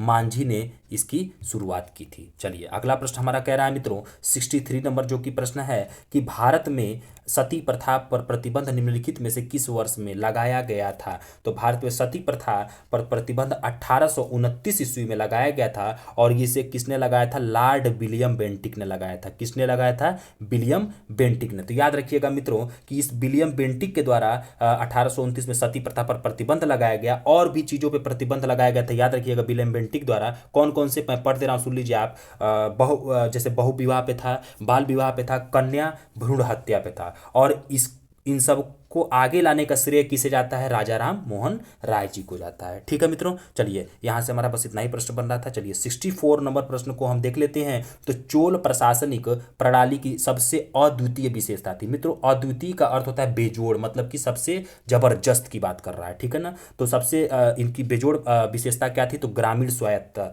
मतलब कि अपने ग्रामीण की खुद की स्वायत्ता अपना बहुत ही अच्छा डेवलप कर रखे थे, ठीक है ना। चोल जो थे, जो कि दक्षिण भारत में ये अपना ये राजवंश था, ठीक है ना। चलिए 65 नंबर प्रश्न क्या कह रहा है मित्रों कि 1857 का जब विद्रोह शुरू हुआ, कब हुआ शुरू, तो 10 मई को। आप देखेंगे मित्रों कि जब दिसंबर 1856 में जो 34वीं नेटिव इन्फेंट्री के जब वो सैनिक क्या करते हैं कि अपना वो कारतूस युक्त जो कि गाय और चर्बी मिला कारतूस होता है उसको मना कर देते हैं उस बंदूक को चलाने से, तो मंगल पांडे को आप देखे होंगे फांसी दे दी जाती है। उसके बाद से 10 मई को मेरठ की जो रेजिमेंट के लोग होते हैं वह क्या करते हैं, दिल्ली जाते हैं पैदल ही और वहाँ पे बहादुर शाह जफर को अपना मुगल बादशाह घोषित कर देते हैं। तो इसका मतलब 1857 का विद्रोह शुरू कब हुआ, तो 10 मई को। याद रखिएगा 10 मई 1857 को शुरू हुआ था, ठीक है। चलिए बाकी 66 नंबर क्वेश्चन क्या कह रहा है, देखिए ये भी आराम से बढ़िया से आप लोग कर लेंगे, आसान क्वेश्चन है कि निम्नलिखित में से कौन सा व्यापार के लिए भारत आने वाले यूरोपियों का सही क्रम है। तो याद रखिएगा, तो सबसे पहले इसमें आपके आए कौन आए, पुर्तगाली आए, फिर आपके डच आए, फिर अंग्रेज आए, फिर फ्रांसीसी आए। बीच में आपका डेन दे दे तो आप कंफ्यूज मत होइएगा। तो पुर्तगाली, डच, अंग्रेज, डेन, फ्रांसीसी। तो इसका अगर हम एक शॉर्ट क्रम बनाएं तो PDADF। तो PDADF मतलब पुर्तगाली, डच, अंग्रेज, डेनिश और फ्रांसीसी, ये क्या था, इनके आने का क्रम था। अगर आपसे मित्रों कंपनी की स्थापना का क्रम पूछ ले कि कब कब स्थापना हुई, तो आप बस अंग्रेज को आगे कर दीजिएगा और डच को पीछे कर दीजिएगा। मतलब कि पुर्तगालियों से पहले अंग्रेजों की कंपनी बन चुकी थी और अंग्रेजों के बाद डच की कंपनी बनी, लेकिन आने के क्रम में डच पहले आए भारत और अंग्रेज बाद में आए, ठीक है, ये याद रखिएगा। तो स्थापना पूछ ले या आने का क्रम पूछे तो इसमें आप याद रखिएगा आने के क्रम में डच आगे हो जाएंगे और स्थापना के क्रम में अंग्रेज आगे हो जाएंगे, ठीक है ना। चलिए अब आप बताइए आपका सिलेक्शन कैसे नहीं होगा, आपको इतना डीप मैं आपको बताते चल रहा हूँ, बाकी आप लोग मेहनत बहुत ज़्यादा कर रहे होंगे, तो आप कहीं ना कहीं मैं भी आपको कुछ दे रहा हूँ और आप खुद पढ़ रहे हैं। अब आपका सिलेक्शन नहीं रुकने वाला है, याद रखिएगा। टेस्ट सीरीज इसीलिए लगाया जाता है मित्रों, ताकि टेस्ट सीरीज से आप हर पॉइंट को टच कर सकें। आप खुद सोचिए, इतिहास की आप किताब उठाएंगे पढ़ेंगे बोरिंग लगेगा, टेस्ट सीरीज में आप इंटरेस्ट पैदा करिए, एक दो दोस्त मिल करके पढ़िए। अब तो मैं यूट्यूब पे आपके लिए टेस्ट सीरीज ला दिया था, आप इसे बार बार सुन लीजिए, बार बार सुन लीजिए, क्या दिक्कत है, आप सिलेक्शन ले लीजिए, मुझे और खुशी मिलेगी, ठीक है। चलिए आगे चलते हैं। 67 नंबर प्रश्न हमारा क्या कर रहा है कि निम्नलिखित में से कौन नेहरू रिपोर्ट का मसौदा तैयार करने वाली समिति का सदस्य नहीं था। तो याद रखिएगा नेहरू रिपोर्ट, सबसे पहले नेहरू रिपोर्ट का सदस्यता कौन नहीं था। तो सबसे पहले यहाँ हम आपको पूरा डीप पढ़ाएंगे। नेहरू रिपोर्ट मित्रों आप याद रखिएगा कि 1928 में मोतीलाल नेहरू के द्वारा जारी किया गया था। याद रखिएगा, लड़के कंफ्यूज रहते हैं जवाहरलाल नेहरू में। जवाहरलाल नेहरू मोतीलाल नेहरू के बेटे थे। तो नेहरू रिपोर्ट जो 1928 में जारी की रिपोर्ट तैयार किया गया, यह मोतीलाल नेहरू के द्वारा पेश किया जाता है। अच्छा, अब आइए, इसमें से सदस्य नहीं था पूछा है, लेकिन हम देखते हैं इसमें कौन कौन सदस्य था। तो चलिए, थे क्वेश्चन पे हम नहीं जाएंगे क्योंकि हम परीक्षा में थोड़ी ना बैठे हैं, हमें बस तैयारी करनी है। तो MS अड़े इसके सदस्य थे, ठीक है। जवाहरलाल नेहरू नहीं थे। अच्छा, तेज बहादुर सप्रू भी इसके सदस्य थे। वल्लभ भाई पटेल इसके सदस्य नहीं थे। तो वैसे तो ई ऑप्शन सही हो जाएगा, लेकिन हमें जानना है कि कौन कौन इसके सदस्य था। तो कौन कौन? MS अड़े और तेज बहादुर सप्रू, मोतीलाल नेहरू, सुभाष चंद्र बोस, ठीक है, GR प्रधान और अली इनाम, ये इतने लोग जो थे नेहरू रिपोर्ट का मसौदा तैयार करने वाली समिति के सदस्य थे। और इसका मेन कौन था जिसने पेश किया था? तो वो मोतीलाल नेहरू जी थे, ठीक है, न कि जवाहरलाल नेहरू। याद रखिएगा, इसीलिए देखिए ऑप्शन में जवाहरलाल नेहरू भी दे दिया ताकि बच्चे कंफ्यूज हो जाएं। चलिए 68 नंबर प्रश्न पे हम चलते हैं मित्रों। मौर्य काल में सीता शब्द का क्या अर्थ था? सीता शब्द किस लिए प्रयोग होता था? तो यह एक राजकीय भूमि से राजस्व इकट्ठा करने के लिए सीता शब्द का प्रयोग किया जाता था, और जो इसकी रख रखाव करता था उसको हम लोग बोलते थे, उस अधिकारी को, सीताध्यक्ष, ठीक है ना। चलिए अगला प्रश्न है हमारा 69 नंबर प्रश्न कह रहा है कि जेम्स ऑगस्टस हिक्की नामक एक आयरिश व्यक्ति द्वारा भारत में शुरू किया गया पहला समाचार पत्र था। तो ये द बंगाल गजट, ठीक है, द बंगाल गजट था। चलिए आगे हम अपना अगले प्रश्न पे चलते हैं। एक मिनट मित्रों, 70 नंबर हमारा प्रश्न करा, 70 नंबर कि इसमें कौन सा युग में सुमेलित नहीं है। तो चलिए हम देख लेते हैं कौन सा युग में सुमेलित नहीं है। तो चलिए देखते हैं, आदि ब्रह्म समाज, तो ये देवेंद्रनाथ टैगोर, ये तो सही है। चलिए, अच्छा, servant of India society MG Ranade, ये गलत है मित्रों, ठीक है। चलिए आगे देखते हैं, तत्वबोधनी सभा जो कि केशव चंद्र सेन दिया, ये भी गलत है। अच्छा, सत्यशोधक समाज, ये भी गलत दिया है, मतलब कि 3 गलत है। तो चलिए पहले हम देख लेते हैं कि इसके कौन थे सही। तो आदि ब्रह्म समाज के देवेंद्रनाथ टैगोर थे। सर्वेंट ऑफ इंडिया सोसाइटी के कौन थे? तो ये आपके गोपाल कृष्ण गोखले थे, और इसकी स्थापना 1905 में की गई थी, जो कि ये गोपाल कृष्ण गोखले क्या थे? महात्मा गांधी के राजनीतिक गुरु भी थे, ठीक है ना। अच्छा, तत्वबोधनी समाज के बारे में अगर हम देखें तो ये देवेंद्रनाथ टैगोर ने इसकी स्थापना 1839 में की थी। और अगर हम सत्यशोधक समाज के बारे में देखेंगे तो इसकी स्थापना BR अम्बेडकर ने नहीं, ज्योतिबा फूले ने किया था। और ये मोस्ट इंपॉर्टेंट प्रश्न बन जाता है, 1873 में ज्योतिबा फूले ने सत्यशोधक समाज की स्थापना की। और ज्योतिबा फूले की किताब पूछी जाती है जिसका नाम है गुलामगिरी, याद रखिएगा, गुलामगिरी, ठीक है ना मित्रों। चलिए अब हम आगे चलते हैं। हमारा अगला प्रश्न है 71 नंबर प्रश्न। क्या कह रहा है? कह रहा है कि निम्नलिखित में से किस राज्य में रामोशी कृषक जत्था का गठन किया गया? तो रामोशी कृषक जत्था महाराष्ट्र में गठित किया गया था। चलिए 72 नंबर प्रश्न को हम लोग देख लेते हैं कि निम्नलिखित में से किसने राज तरंगड़ी नामक पुस्तक लिखी थी? तो मित्रों ये आपको पता होगा कि ये राज तरंगड़ी कल्हड़ के द्वारा लिखित एक संस्कृत पुस्तक है। चलिए 73 नंबर प्रश्न पे हम चलते हैं मित्रों। 73 नंबर प्रश्न हमारा क्या कह रहा है कि राजा राम मोहन राय के विषय में कौन सा कथन सही नहीं है? नहीं पूछा है, ठीक है। तो इसमें चलिए देख लेते हैं, इन्हें आधुनिक भारत के जनक, बंगाल पुनर्जागरण का जनक के रूप में जाना जाता था, ये तो सही है, राजा राम मोहन राय जी को कहा जाता था। दूसरा, इन्होंने मिरातुल अखबार, संवाद, कौमुदी जैसे समाचार पत्र प्रकाशित किए, ये भी सही है। इन्होंने आत्मीय सभा की स्थापना की थी, ये भी सही है, ठीक है। लेकिन इनकी मृत्यु हैजा से हुई थी, ये गलत है। इनकी मृत्यु किससे होती है? मस्तिष्क ज्वर से होती है, और यूनाइटेड किंगडम के ब्रिस्टल में होती है, भारत से बाहर होती है। तो याद रखिएगा, बस यही एक गलत है। चलिए मित्रों, तो इसलिए डी सिर्फ क्या हो जाएगा इसमें सही, मतलब वही गलत हो जाएगा कि ये सही नहीं है, ठीक ना।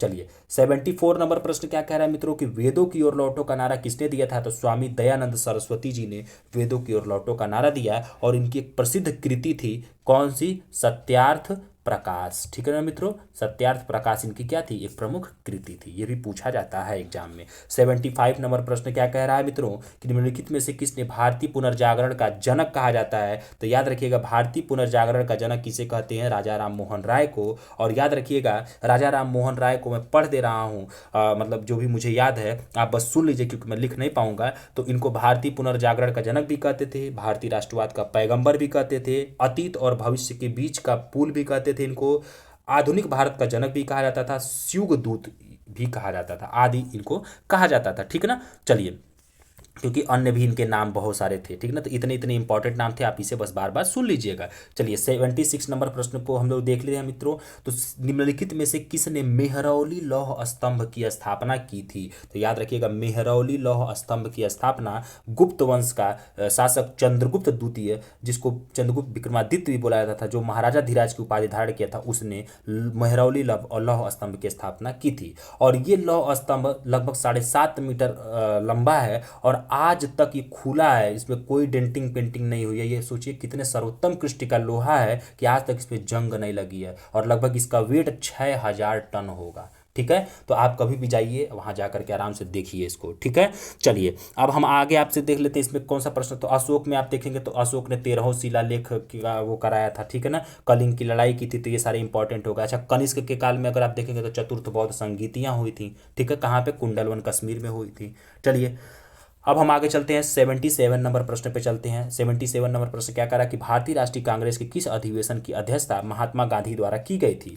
तो आप याद रखेंगे मित्रों कि महात्मा गांधी ने सिर्फ एक ही बार कांग्रेस की अध्यक्षता की है, भारतीय राष्ट्रीय कांग्रेस की, और ये बेलगांव अधिवेशन 1924 में इन्होंने इसकी अध्यक्षता की थी। चलिए, तो ये तो गांधी जी से रिलेटेड हो गया। चलिए अब हम बाकी, हम किस लिए आए हैं यहाँ, स्मार्ट स्टडी करने आए हैं, तो हम बाकी को भी जानेंगे। चलिए देखते हैं। तो नागपुर अधिवेशन 1920 की अध्यक्षता किसने किया था? सीवी राघवाचारी जी ने किया था। और इसी में कांग्रेस ने अपने संविधान, जो अपना उसका खुद का नियम उम था, उसमें परिवर्तन किया था। अच्छा, बेलगांव की जो अधिवेशन हुआ था यह 39वां अधिवेशन था, याद रखिए, क्योंकि गांधी जी अकेले किए थे, इसलिए क्रम भी इसका पूछ सकता है, क्योंकि बिहार में क्रम वगैरह भी बड़ा पूछा जाता है। अच्छा, कलकत्ता अधिवेशन 1928 की अध्यक्षता मोतीलाल नेहरू ने किया था, और बंबई अधिवेशन 1934 की अध्यक्षता डॉक्टर राजेंद्र प्रसाद जी ने किया था। चलिए अगला 78 नंबर प्रश्न पे हम चलते हैं मित्रों। 78 नंबर प्रश्न हमारा कह रहा है कि निम्नलिखित नेताओं में से किसे कांग्रेस का अध्यक्ष कभी नहीं चुना गया? तो याद रखिएगा, बहुत इंपॉर्टेंट प्रश्न है, बाल गंगाधर तिलक को कभी भी कांग्रेस का अध्यक्ष नहीं चुना गया था,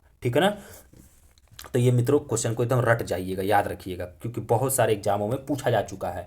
79 नंबर प्रश्न कह रहा है मित्रों कि निम्नलिखित में से किसने भारतीय सुधार संघ की स्थापना की थी? तो भारतीय सुधार संघ की स्थापना केशव चंद्र सेन ने की थी, और कब की थी? 1870 में की थी, ठीक है। चलिए हम 80 नंबर प्रश्न पे चलते हैं। तो 80 नंबर हमारा प्रश्न क्या कह रहा है कि प्राचीन प्रसिद्ध व्यक्ति जीवक थे। तो जीवक कौन थे? तो जीवक के बारे में अगर आप जानेंगे मित्रों, तो यह एक चिकित्सक थे, ठीक है ना। तो जीवक कौन थे? यह एक प्रसिद्ध चिकित्सक थे। चलिए अगला प्रश्न हमारा है, अगले प्रश्न को हम देखते हैं।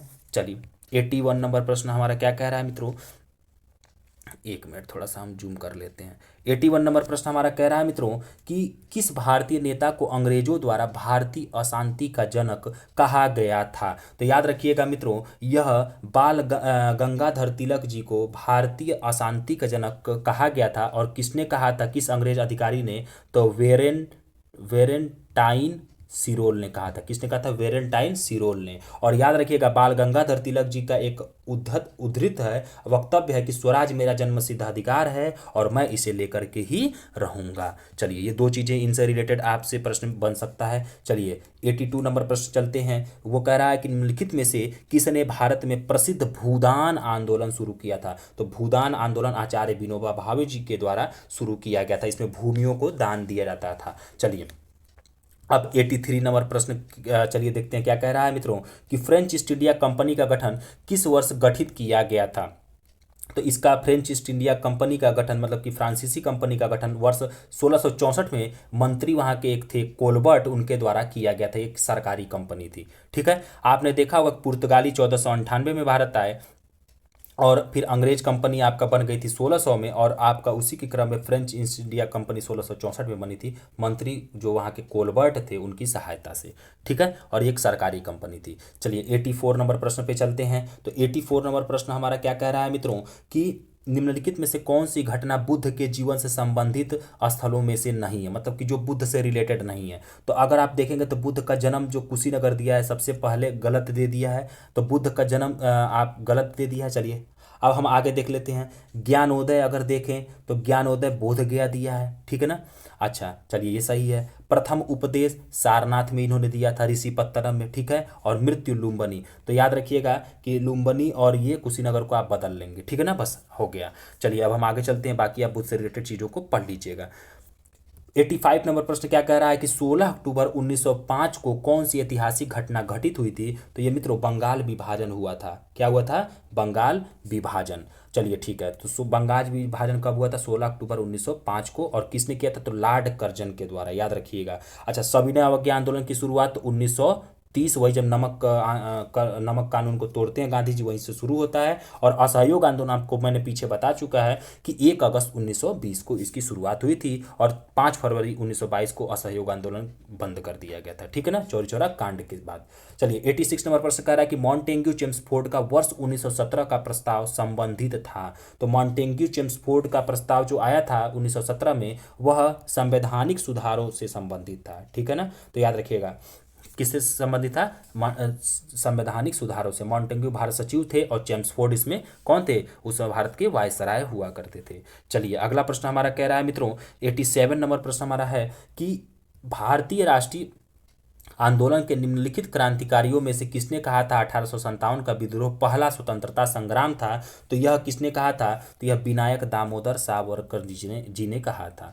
चलिए 88 नंबर प्रश्न हमारा क्या कह रहा है कि किस मुगल बादशाह ने अपने पौत्र को बिहार का सूबेदार बनाया, मतलब अपने पोते को बिहार का सूबेदार बनाया था? तो यह औरंगजेब था। और औरंगजेब ने अपने पौत्र अजीम मुस्सान को बिहार का सूबेदार बनाता है, ठीक है। तो याद रखिएगा, ये पूछ लेगा आपसे। चलिए आगे चलते हैं, हमारा अगला प्रश्न क्या कह रहा है? 89 नंबर हमारा प्रश्न कह रहा है मित्रों कि मार्ले मिंटो सुधार के विषय में कौन सा कथन सही नहीं है? तो मार्ले मिंटो कौन सा कथन सही नहीं है? तो सबसे पहले हम सही है को जानते हैं।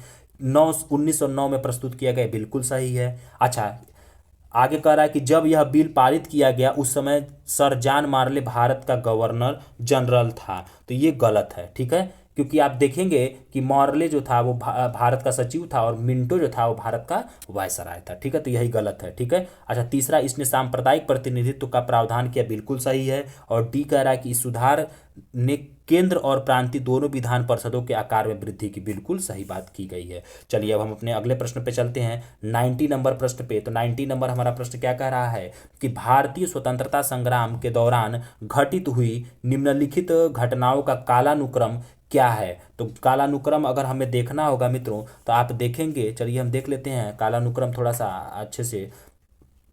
सी सही होगा, क्योंकि चंपारण 1917 में आप देखेंगे आंदोलन हुआ था। अहमदाबाद जो मिल हुआ था यह फरवरी 1918 में हुआ था। और खेड़ा जो हुआ था यह मार्च 1918 में हुआ था, इसलिए ये खेड़ा अहमदाबाद के बाद आएगा, ठीक है। और असहयोग आपको पता ही है कि 1920 में हुआ था, तो ये क्रम सही होगा। चलिए अब हम फिर अपने अगले प्रश्न पे चलते हैं। हमारा अगला प्रश्न क्या कर रहा है? 91 नंबर प्रश्न।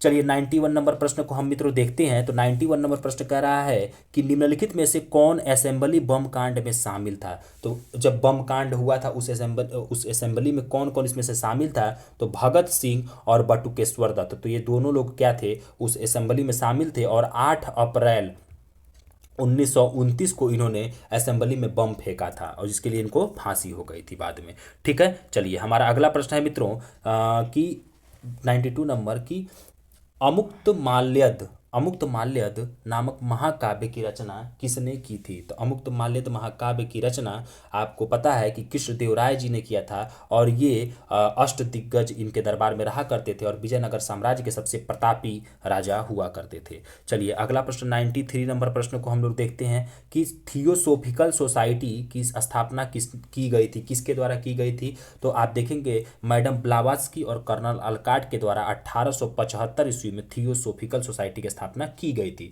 मित्रों बाद में इसमें एनी बेसेंट जुड़ती हैं, ठीक है ना, लेकिन स्थापना ये नहीं करती हैं, इसलिए एनी बेसेंट का नाम यहाँ दे देता है ताकि लड़के कंफ्यूज हो जाएं और इसे सही करके क्वेश्चन को गलत कर दें, ठीक है। तो इन सब चीज़ों को आप बचिएगा।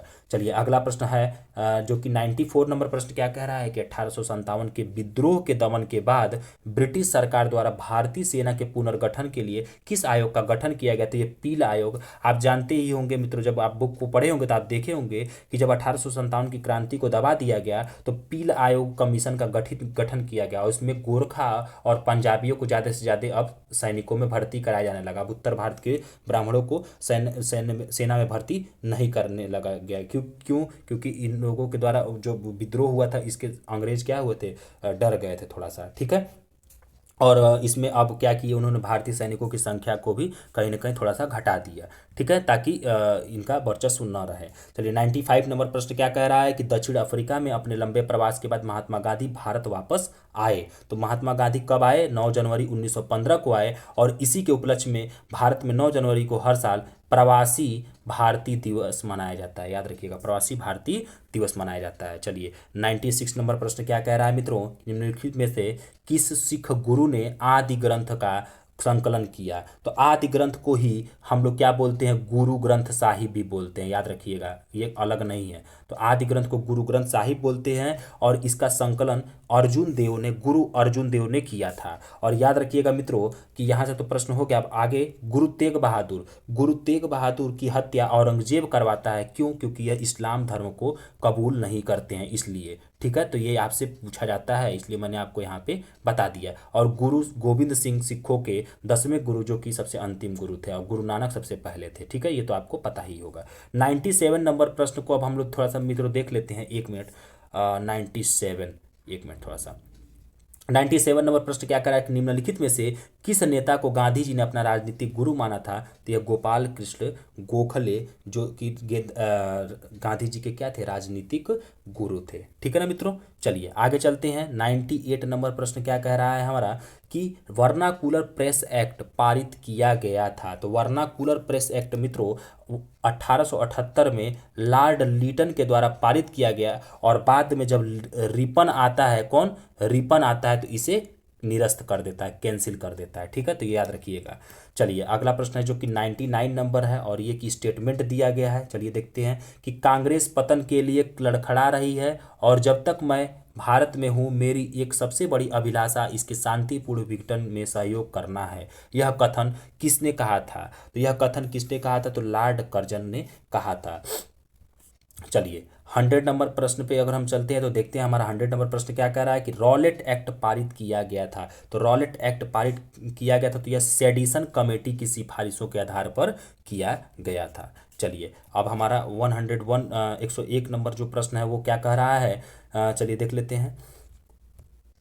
भारतीय राष्ट्रीय कांग्रेस के पहले अधिवेशन के संबंध में निम्नलिखित कथनों में कौन सा सही नहीं है? देखिए स्टेटमेंट वाला सही नहीं है, तो अभी हमको एग्जाम नहीं दे रहा, तो अभी हम इसमें सही है पहले बनाएंगे, फिर उसमें अपने आप पता चलेगा कौन सही नहीं है। चलिए देखते हैं। पहला, यह वर्ष 1885 में बॉम्बे में आयोजित हुआ। अभी मैंने आपको पीछे बताया, बिल्कुल सत्य बात है। अगला कह रहा है कि एओ ह्यूम इसके अध्यक्ष थे, वहीं डब्ल्यू.सी. बनर्जी इसके महासचिव थे। बिल्कुल गलत। एओ ह्यूम क्या थे? इसके महासचिव थे और डब्ल्यू.सी. बनर्जी अध्यक्ष थे, ये सही होगा, ठीक है ना। तो ये जो स्टेटमेंट दिया ये गलत दिया, बी वाला। अच्छा सी देख लेते हैं। इस अधिवेशन में कुल 82 प्रतिनिधियों ने भाग लिया, ये भी गलत है। टोटल 72 प्रतिनिधियों ने भाग लिया था। अच्छा अगला ऑप्शन चौथा क्या दिया है इसमें कि डी कि भारतीय राष्ट्रीय कांग्रेस की स्थापना के दौरान लॉर्ड डफरिन भारत के वायसराय थे, ये बिल्कुल सत्य है। तो बी और सी गलत है और ए और डी सही है, और बाकी जो ये गलत है इसका मैंने आपको अभी आंसर बता ही दिया है, ठीक है। तो चलिए अब हम आगे चलते हैं। अब हमारा 102 नंबर प्रश्न हमारा क्या कह रहा है, चलिए 1 मिनट। अब जल्दी ही जाते नहीं है, अब लगभग 48 क्वेश्चन और बचे हुए हैं मित्रों, तो जल्दी जल्दी ही मैं आपको कवर करा देता हूं ताकि आपको बर्डन ना पड़े, क्योंकि 1 घंटे से अधिक 10 मिनट का वीडियो हो गया, 1 घंटा 10 मिनट का। चलिए 102 नंबर क्वेश्चन कह रहा है कि निम्नलिखित में से किसे भारतीय प्रेस का मुक्तिदाता कहा जाता है? तो भारतीय प्रेस का मुक्तिदाता चार्ल्स मेटकाफ को कहा जाता है। अच्छा चलिए अगला प्रश्न है 103 नंबर कि निम्नलिखित स्थानों में से किस स्थान को नियंत्रण में लेने से हो उपद्रव उत्पन्न हुआ था? हो उपद्रव जो कि सिंह भूमि का स्थान अंग्रेजों ने जब लिया था अपने नियंत्रण में, तब हो उपद्रव हुआ था, जो कि आदिवासी उपद्रव था। और ये सिंह भूमि वर्तमान झारखंड जिले में पड़ता है, ठीक ना, सॉरी झारखंड राज्य में पड़ता है, सॉरी जिले बोल दिए, क्षमा चाहते हैं, क्योंकि थोड़ा सा काफ़ी फास्ट चल रहा है, थोड़ा टंग स्लिप कर गई। चलिए 104 नंबर प्रश्न कह रहा है मित्रों कि निम्नलिखित में से कौन सा युग्म सही सुमेलित नहीं है? तो सही सुमेलित कौन सा नहीं है, तो तब पहले हम सही सुमेलित है को देखेंगे, अपने आप पकड़ लेंगे कौन सही सुमेलित नहीं है। अच्छा बी डी सावरकर हिंदुत्व, ये सही है। अच्छा जवाहरलाल नेहरू अनहैप्पी इंडिया, ये गलत है, क्योंकि अनहैप्पी इंडिया किसकी है, तो लाला लाजपत राय की है। किसकी है, लाला लाजपत राय की। अच्छा, सी कह रहा है महात्मा गांधी हिंद स्वराज, बिल्कुल सही है। डी कह रहा है Surendra Nath Banerjee a nation in making, तो ये भी बिल्कुल सही है। तो मित्रों बस इसमें गलत है बी, जवाहरलाल नेहरू जो दिया था, यहाँ पे अनहैप्पी इंडिया के कौन हो जाएंगे, लाला लाजपत राय हो जाएंगे। चलिए 105 नंबर प्रश्न पे हम लोग चलते हैं मित्रों। तो 105 नंबर कह रहा है कि भारतीय राष्ट्रीय आंदोलन के किस नेता को ब्रिटिश संसद के लिए पहली बार निर्वाचित किया गया था। तो याद रखिएगा मित्रों कि दादा भाई नौरोजी जो थे उनको सबसे पहले ब्रिटिश संसद में पहली बार नियुक्त किया गया था, मतलब कि निर्वाचित किया गया था। ठीक है ना, ब्रिटिश संसद में निर्वाचित होने वाले पहले भारतीय थे कौन, दादा भाई नौरोजी। अच्छा 106 नंबर प्रश्न कह रहा है कि निम्नलिखित में से कौन सा बिहार सोशलिस्ट पार्टी का के संस्थापक थे। तो बिहार सोशलिस्ट पार्टी के संस्थापक आप देखेंगे तो डॉक्टर राजेंद्र प्रसाद, गलत है। अच्छा, राम वृक्ष बेनपुरी, ये बिल्कुल सही हैं। अच्छा स्वामी विद्यानंद, ये भी गलत हैं। रामानंद मिश्रा, मतलब दो सही है, मतलब ई ऑप्शन सही होगा, राम वृक्ष बेनपुरी और रामानंद मिश्र। और एक और लोग थे इसमें, गंगा शरण सिन्हा, मतलब कि राम वृक्ष बेनीपुरी, रामानंद मिश्र और गंगा शरण सिन्हा, ये तीनों लोग मिल करके 1931 में बिहार सोशलिस्ट पार्टी का स्थापना करते हैं। चलिए अब हमारा चलते हैं 107वें नंबर प्रश्न पे। 107वां नंबर प्रश्न कह रहा है कि निम्नलिखित में से किसके शासनकाल के दौरान उपनिषदों का फारसी भाषा में अनुवाद किया गया। तो यहाँ लड़के अकबर मारेंगे, याद रखिएगा साहित्यों का बात आएगा तो अकबर होगा, लेकिन यहाँ उपनिषदों का फारसी अनुवाद किसके शासनकाल में किया गया, तो शाहजहां के काल में हुआ है, याद रखिएगा। ठीक है, तो इससे आप कंफ्यूज मत होइएगा। चलिए अब हमारा 108 नंबर प्रश्न क्या कह रहा है मित्रों कि 108 नंबर प्रश्न हमारा कह रहा है, और याद रखिएगा कि शाहजहां का ही पुत्र दारा शिकोह था, आपको मैंने पीछे बता दिया था। चलिए 108 नंबर प्रश्न कह रहा है कि 1940 के लाहौर प्रस्ताव का क्या उद्देश्य था। तो जो 1940 का लाहौर प्रस्ताव पेश किया गया उसका उद्देश्य था मुस्लिमों के लिए एक अलग राज्य का गठन करना, मतलब वही पाकिस्तान की मांग की गई थी। ठीक है, चलिए आगे चलते हैं। 109 नंबर हमारा प्रश्न क्या कह रहा है मित्रों कि निम्नलिखित में से कौन सा गांधी इरविन समझौता का परिणाम नहीं था। तो याद रखिएगा कौन सा गांधी इरविन समझौता का परिणाम नहीं था मित्रों। तो इसमें क्या होगा, चलिए देख लेते हैं। पहले परिणाम कौन था, तो सविनय अवज्ञा आंदोलन को समाप्त करना, ये बिल्कुल इसमें बात हुई थी। दूसरा, कांग्रेस का दूसरे गोलमेज सम्मेलन में शामिल होने के लिए सहमत होना, जिसमें गांधी जी जाते हैं। ठीक ना। अच्छा, तीसरी बात क्या की गई है कि ब्रिटिश सरकार द्वारा भारतीय राष्ट्रीय कांग्रेस की गतिविधियों पर अंकुश लगाने हेतु पारित सभी आदेशों को वापस लेना, ये भी बिल्कुल सही है। डी क्या कर रहा है, ब्रिटिश सरकार द्वारा नमक पर आरोपित कर को समाप्त करना, ये भी सही है। मतलब कि मित्रों इसके चारों ऑप्शन सही हैं, तो मतलब ई सही हो जाएगा, उपयुक्त में से कोई नहीं। ठीक है ना, तो चारों ऑप्शन इसके सही है, याद रखिएगा। चलिए 110 नंबर प्रश्न अगर हम देखें तो 110 नंबर प्रश्न कह रहा है कि सामूगढ़ युद्ध लड़ा गया था। तो सामूगढ़ युद्ध जो था मित्रों, यह दारा शिकोह और औरंगजेब के बीच लड़ा गया था, याद रखिएगा। तो दारा ये सब भाई थे, आपस में उत्तराधिकार को लेकर के लड़े थे। जब शाहजहां बीमार था तो उसी उत्तराधिकार को लेकर के इन्होंने लड़ा था। तो दारा शिकोह और औरंगजेब के बीच जो लड़ाई हुई वो सामूगढ़ का युद्ध माना गया। ठीक है, चलिए अब हमारा अगला प्रश्न है मित्रों 111 नंबर, जो कि क्या कह रहा है, चलिए देखते हैं कि डायमेकस एक यूनानी राजदूत था, और ये डायमेकस किसके काल में आया था, तो ये बिंदुसार के दरबार में आया था। चलिए 112 नंबर प्रश्न को हम लोग देख लेते हैं। 112 नंबर प्रश्न कह रहा है कि क्रिप्स मिशन भारत आया। तो मित्रों किस मिशन जो था 1942 में ये भारत आया था। ठीक है, सर स्टेफर्ड क्रिप्स की नेतृत्व में। ठीक है, लेकिन फिर इसको कैंसिल कर दिया गया और चला गया। चलिए अब हम चलते हैं 113 नंबर प्रश्न पे। जल्दी जल्दी हम इसे कवर कर लेते हैं, वीडियो काफ़ी लेंदी ना हो। ठीक है, बस आपका काम है बार बार वीडियो को सुन लीजिएगा और आप पहले क्वेश्चन को देखिएगा और करने की कोशिश करिएगा, और बार बार इसे सुनिएगा, आपको सारे के सारे जो भी मैंने फैक्ट्स बताए हैं, कॉन्सेप्ट बताए हैं, सब आपको रट जाएगा। चलिए 113 नंबर प्रश्न कर रहा है कि वर्ष 1939 में कांग्रेस के अध्यक्ष बनने के लिए सुभाष चंद्र बोस द्वारा कौन पराजित हुआ था। तो याद रखिएगा मित्रों कि वर्ष 1939 में जब कांग्रेस का त्रिपुरी अध्यक्षता कौन किया था, सुभाष चंद्र बोस। और ये किसको हरा करके बने थे, तो पट्टाभी सीतारामैया को। गांधी जी चाहते थे कि पट्टाभी सीतारामैया बने, लेकिन इनको हरा करके वर्ष 1939 में कांग्रेस की अध्यक्षता जो कि त्रिपुरी में हुआ था, और ये कौन किया था, सुभाष चंद्र बोस जी। तो ये इंपॉर्टेंट प्रश्न था और ये काफ़ी जाते बार एग्जाम में पूछा गया है, तो इसे आप ध्यान रखिएगा। अगला प्रश्न है मित्रों कि होयसल राजवंश की राजधानी कहाँ थी। होयसल राजवंश की राजधानी, तो ये द्वार समुद्र थी। कहाँ थी, द्वार समुद्र थी। चलिए 115 नंबर प्रश्न पे हम लोग चलते हैं मित्रों। तो ये कह रहा है कि बिहार के निम्नलिखित में से किस जिले का प्राचीन नाम अंगुत्री था। अंगुत्री, तो बिहार के कौन से जिले का प्राचीन नाम अंगुत्री था? तो ये लखीसराय जो जिला वर्तमान में है, इसका प्राचीन नाम क्या था? अंगुत्री था। ठीक है। चलिए 116 नंबर प्रश्न पे हम लोग चलते हैं मित्रों। तो 116 नंबर प्रश्न कह रहा है निम्नलिखित में से कौन वर्ष 1946 में भारत में आए कैबिनेट मिशन का सदस्य नहीं था? तो सबसे पहले हम इसमें देखेंगे कि कौन सदस्य था। तो एबी अलेक्जेंडर इसके सदस्य थे, वेबल नहीं थे, स्टेफर्ड क्रिप्स इसके सदस्य थे, विलियम वुड नहीं थे। ठीक है। तो याद रखिएगा कि कैबिनेट मिशन के सदस्य कौन कौन था? एबी अलेक्जेंडर, स्टेफर्ड क्रिप्स और पैथरिक लॉरेंस जो कि भारत के सचिव थे। तो मतलब कि ई ऑप्शन सही हो जाएगा, मतलब एक से अधिक इसमें गलत है। ठीक है। चलिए 117 नंबर प्रश्न पे हम लोग चलते हैं मित्रों। तो 117 नंबर प्रश्न क्या कह रहा है कि रॉबर्ट क्लाइव द्वारा निम्नलिखित में से किसे बिहार का नायब दीवान नियुक्त किया गया था? तो बिहार का नायब दीवान नियुक्त किसे किया गया? सीताब राय को। याद रखिएगा, सीताब राय को बिहार का नायब दीवान नियुक्त किया गया था।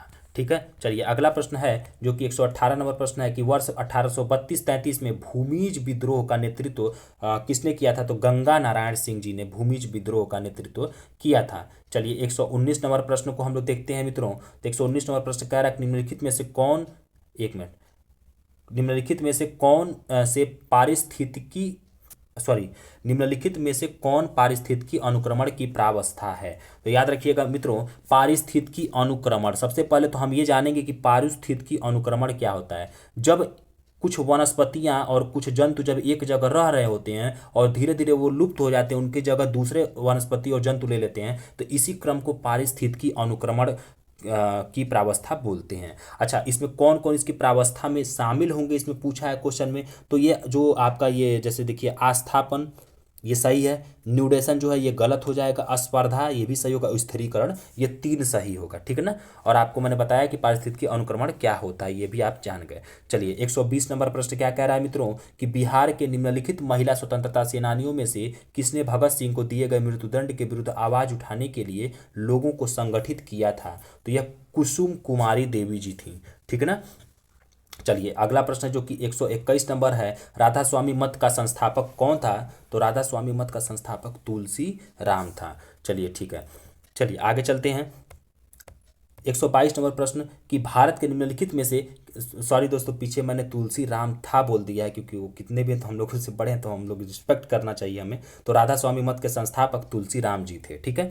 चलिए 122 नंबर प्रश्न क्या कह रहा है कि भारत के निम्नलिखित में से किस वायसराय के कार्यकाल के दौरान भारत की राजधानी कलकत्ता से दिल्ली स्थानांतरित की गई थी? तो यह लॉर्ड हार्डिंग के शासनकाल में। और आपको पता होगा, आप पढ़े भी होंगे कि 1911 में दिल्ली दरबार लगा जिसमें जॉर्ज पंचम भारत आए थे। कौन? जॉर्ज पंचम। और 1912 ईस्वी में क्या हुआ कि राजधानी लॉर्ड हार्डिंग के समय में कलकत्ता से दिल्ली स्थानांतरित की गई थी। चलिए 123 नंबर प्रश्न को हम लोग देख लेते हैं मित्रों। तो 123 नंबर प्रश्न हमारा क्या कह रहा है कि बुर्ज होम और गुफ कराल मुख्य रूप से किस काल से संबंधित पुरातात्विक स्थल है? तो यह नवपाषाण काल से संबंधित पुरातात्विक स्थल है। ठीक है। चलिए 124 नंबर प्रश्न पे हम लोग चलते हैं मित्रों। तो 124 नंबर प्रश्न हमारा कह रहा है कि निम्नलिखित में से किस वर्ष गांधी इरविन समझौते पर हस्ताक्षर किए गए?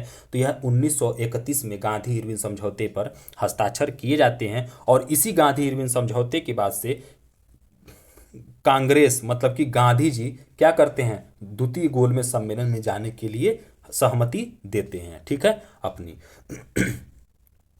चलिए अब अगला क्वेश्चन है कि 125 नंबर की रानी विक्टोरिया द्वारा कैसरे हिंद की उपाधि ग्रहण करने के समय वायसराय कौन था? तो यह उस समय लॉर्ड लिटन था। जब रानी विक्टोरिया को कैसरे हिंद की उपाधि से नवाजा गया तो उस समय भारत का वायसराय लॉर्ड लिटन था। चलिए 126 नंबर प्रश्न क्या कह रहा है मित्रों कि निम्नलिखित में से किसने डिस्कवरी ऑफ इंडिया नामक पुस्तक लिखी थी? तो discovery of India Jawaharlal Nehru ji की पुस्तक है, याद रखिएगा। अच्छा, बाल गंगाधर की पुस्तक केसरी थी जो कि मराठी भाषा में थी, और एक पुस्तक थी गीता रहस्य। ठीक है। चलिए आगे चलते हैं मित्रों। तो 127 नंबर प्रश्न कह रहा है कि मौर्य प्रशासन में महिषी था या थी? तो मौर्य प्रशासन में मुख्य जो रानी थी उसको महिषी बोला जाता था। क्या बोला जाता था? महिषी। तो मौर्य काल का जो प्रशासन है उसको आप थोड़ा सा अच्छे से पढ़ लीजिएगा, क्योंकि बिहार के लिए बहुत ही इंपॉर्टेंट है। क्योंकि अब मौर्य काल का अगर आप देखेंगे तो मगध जो कि उसका केंद्रीय प्रशासन का नींव था वहीं पे उपजा था, तो इसलिए बिहार में यहाँ से प्रश्न बहुत ज़्यादा पूछे जाते हैं। 128 नंबर प्रश्न कह रहा है कि निम्नलिखित नवपाषाण स्थलों में से कौन सा बिहार में स्थित है। तो नवपाषाण स्थलों में से कौन सा बिहार में स्थित है? तो यह चिरांद जो है यह बिहार के सारण जिला में स्थित है। कहाँ पे है? सारण जिला में। बाकी तीनों नहीं स्थित हैं। चलिए ठीक है, अब हम आगे चलते हैं। तो हमारा 129 नंबर प्रश्न क्या कह रहा है मित्रों कि सिंधु घाटी सभ्यता का निम्नलिखित में से कौन सा स्थल बिहार में स्थित है। तो आप इसमें बताएंगे कि उपयुक्त में से कोई नहीं। ठीक है, क्योंकि रूपर, आमरी, रंगपुर, मेहरगढ़ ये सब इसका कोई किसी का भी बिहार से लेना देना दूर दूर तक नहीं है। ठीक है, तो इसलिए उसमें कोई नहीं सही है। ठीक है ना। 130 नंबर प्रश्न कह रहा है असहयोग आंदोलन के विषय में निम्नलिखित में से कौन सा कथन सही नहीं है। तो सबसे पहले हम इसमें देखते हैं कि कौन सा कथन सही है। चलिए, आंदोलनों में मुसलमानों ने बड़ी संख्या में भाग लिया, बिल्कुल सही बात है। फिर दूसरा कह रहा है आंदोलन वर्ष 1920 में शुरू हुआ और 1922 में समाप्त हुआ, बिल्कुल सही बात है। चलिए आगे चलते हैं। कह रहा है सी ऑप्शन कि जलियांवाला बाग हत्याकांड के कारण इसे निलंबित कर दिया गया, बिल्कुल गलत बात है। जलियांवाला बाग हत्याकांड के ही कारण इसे शुरू किया गया था, न कि निलंबित किया गया था। ठीक है। अच्छा, डी ऑप्शन कह रहा है कि बारदोली प्रस्ताव में गांधी ने आंदोलनों को वापस लेने की घोषणा की, ये बिल्कुल सही है। तो मतलब केवल सी जो है यही गलत है। ठीक है, मतलब यही सही नहीं है, तो यही आंसर हो जाएगा हमारा। ठीक है, क्योंकि जलियांवाला बाग हत्याकांड होता है उसी के बाद और खिलाफत आंदोलन कई होते हैं, उसके बाद से गांधी जी प्रेरित होते हैं और सहयोग आंदोलन शुरू कर देते हैं, बंगाल विभाजन वगैरह ये सब इससे प्रेरित होकर के। ठीक है। 131 नंबर प्रश्न क्या कह रहा है मित्रों, देखिए मेरे पास, मैं चाहूँ तो आपको बहुत कुछ बता सकता हूँ और मैं अपने आप को रोक भी नहीं पाता हूँ, लेकिन वीडियो की भी एक लिमिट है, क्योंकि ज़्यादा देर हो जाएगा तो लड़के पढ़ेंगे नहीं, तो इस नाते थोड़ा सा मैं फास्ट चल रहा हूँ। बाकी आपको जो भी दिक्कतें होंगी, अगर आपको चाहिए कि मैं आपको काफ़ी और डीप बताते चलूँ तो आप बिल्कुल कमेंट बॉक्स में सारी चीज़ें लिख दीजिएगा, आपके अनुरूप मैं बिल्कुल करूँगा। ठीक है। चलिए 131 नंबर प्रश्न देखते हैं कि गांधी जी निम्नलिखित में से किस समाचार पत्र पत्रिका से नहीं जुड़े थे। नहीं वाला क्वेश्चन जब भी आए तो उसको अंडरलाइन कर लेना आप लोग। ठीक है, तो इसमें युगांतर जो है, युगांतर ये गांधी जी की पुस्तक न होकर के किसकी पुस्तक थी? भूपेंद्र दत्त और बारिंद्र घोष, ये दोनों लोग मिल करके इसे चलाते थे। ठीक है, यंग इंडिया, नवजीवन, इंडियन ओपिनियन, ये गांधी जी की पुस्तक थी। चलिए 132 नंबर प्रश्न हम लोग देख लेते हैं मित्रों, थोड़ा सा इसे छोटा कर देते हैं क्योंकि ये थोड़ा सा इसका साइज काफ़ी बड़ा है। तो 132 नंबर प्रश्न को अगर हम देखें तो इसमें कह रहा है कि अमृतसर अधिवेशन 1919 में भारतीय राष्ट्रीय कांग्रेस के प्रस्ताव के अनुसार महात्मा गांधी कांग्रेस के नए संविधान के लेखक थे। निम्नलिखित में से किसे महात्मा गांधी के सहयोग करने हेतु चुना गया था। तो इसमें महात्मा गांधी के सहयोग करने के लिए अगर हम देखें तो इसमें एनसी केलकर, बीजी तिलक, आईबी सेन, ये तीन लोगों को, और एक थे सीआर दास, चितरंजन दास, ये चार लोग इसमें शामिल किए गए। मोतीलाल नेहरू शामिल नहीं थे। चलिए अब हम आगे चलते हैं। 133 नंबर हमारा प्रश्न क्या कह रहा है मित्रों, चलिए देख लेते हैं। तो 133 नंबर हमारा प्रश्न कह रहा है कि राजधानी और महाजनपद का निम्नलिखित में से कौन सा युग्म सही सुमेलित है। मतलब देखिए महाजनपद से क्वेश्चन आ गया, बिहार में हमेशा महाजनपद से क्वेश्चन बनते हैं, तो आप इसे टॉपिक को पूरा बढ़िया से पढ़ लीजिएगा। ठीक है, तो देखिए वज्जी वैशाली बिल्कुल सही है, अंग का चंपा सही है, चेदी का सुक्तमुती सही है, सूरसेन का मथुरा बिल्कुल सही। तो उपरोक्त में से मतलब कि क्या है, एक से अधिक, मतलब कि सब के सब सही हैं। ठीक है ना। चलिए 134 नंबर प्रश्न को हम लोग देख लेते हैं मित्रों। तो 134 नंबर प्रश्न कह रहा है कि निम्नलिखित में से कौन सा राज्य बुद्ध के जीवन से संबंधित नहीं है। तो कौन सा राज्य बुद्ध के जीवन से संबंधित नहीं है? तो गांधार, साफ सीधी बात, गलत हो गया। मल्ल, कौशल और मगध, ये तीनों का तीनों क्या है? बुद्ध के जीवन से कहीं ना कहीं से संबंधित है। ठीक है। चलिए 135 नंबर प्रश्न पे हम लोग चलते हैं। एक मिनट मित्रों, 135 नंबर प्रश्न, 135 कहाँ गया? थोड़ा सा मित्रों, ये लग रहा है गलत पीडीएफ बन गया था। ठीक है, थोड़ा सा पीडीएफ आगे पीछे बन गया था मित्रों, इसके लिए मैं क्षमा चाहता हूँ। चलिए देख लेते हैं। 135 नंबर प्रश्न हमारा क्या कह रहा है मित्रों कि कर्पूर मंजरी की रचना निम्नलिखित में से किस किसने की थी? तो कर्पूर मंजरी की रचना राजशेखर जी द्वारा की गई थी। चलिए अगला प्रश्न है 136 नंबर प्रश्न कह रहा है कि निम्नलिखित में से कौन सा अधिनियम अपने पारित होने के वर्ष के साथ सही सुमेलित नहीं है? तो देखिए, चार्टर अधिनियम 1813 बिल्कुल सही है, भारत सरकार अधिनियम 1935 ये भी बिल्कुल सही है, भारत परिषद अधिनियम 1909 ये भी बिल्कुल सही है, लेकिन पिट्स इंडिया अधिनियम 1772 बिल्कुल गलत है, ये 1784 हो जाएगा। ठीक है मित्रों, चलिए आगे चलते हैं हम 137 नंबर प्रश्न पे। तो 137 नंबर प्रश्न कह रहा है कि निम्नलिखित में से ब्रिटिश गवर्नर जनरलों के सही कालानुक्रम क्रम क्या है? तो क्रम इसमें आपको सारे गवर्नर से लेकर के वायसराय तक को आपको देख लेना है, लेकिन इस क्वेश्चन के अनुसार ये सही होगा, वॉरेन हेस्टिंग पहले होगा, फिर लॉर्ड मेटकॉफ, फिर लॉर्ड डलहौजी, फिर लॉर्ड कैनिंग होगा। चलिए 138 नंबर प्रश्न पे अब हम लोग चलते हैं मित्रों। 138 नंबर प्रश्न क्या कह रहा है कि सैडलर आयोग का गठन कब किया गया था? तो सैडलर आयोग का गठन 1917 में जब चंपारण आंदोलन हुआ था, तो इससे रिलेटेड नहीं है लेकिन उसी समय किया गया था, ये याद रखिएगा, इससे याद रख लीजिएगा, ठीक ना। और चलिए 139 नंबर प्रश्न की बात करते हैं। 139 नंबर में कह रहा है कि बिहार के निम्नलिखित में से किस जिले में बख्तियार खान का मकबरा स्थित है? तो यह कैमूर में स्थित है, ठीक है ना, कैमूर जिले में। चलिए 140 नंबर प्रश्न को हम देखते हैं। कह रहा है निम्नलिखित में से किसने पटना शहर को आजिमाबाद नाम दिया था? तो पटना शहर को आजिमाबाद नाम अजीम मुस्सान, जो कि औरंगजेब का पौत्र, अभी मैंने आपको पीछे बताया था, जिसको बंगाल का सूबेदार बनाया गया, यही पटना को आजिमाबाद का नाम दिया था। कौन? अजीम मुस्सान। चलिए अब हम अपने अगले प्रश्न पे चलते हैं, जो कि हमारा 141 नंबर प्रश्न क्या कह रहा है, चलिए देख लेते हैं। एक मिनट।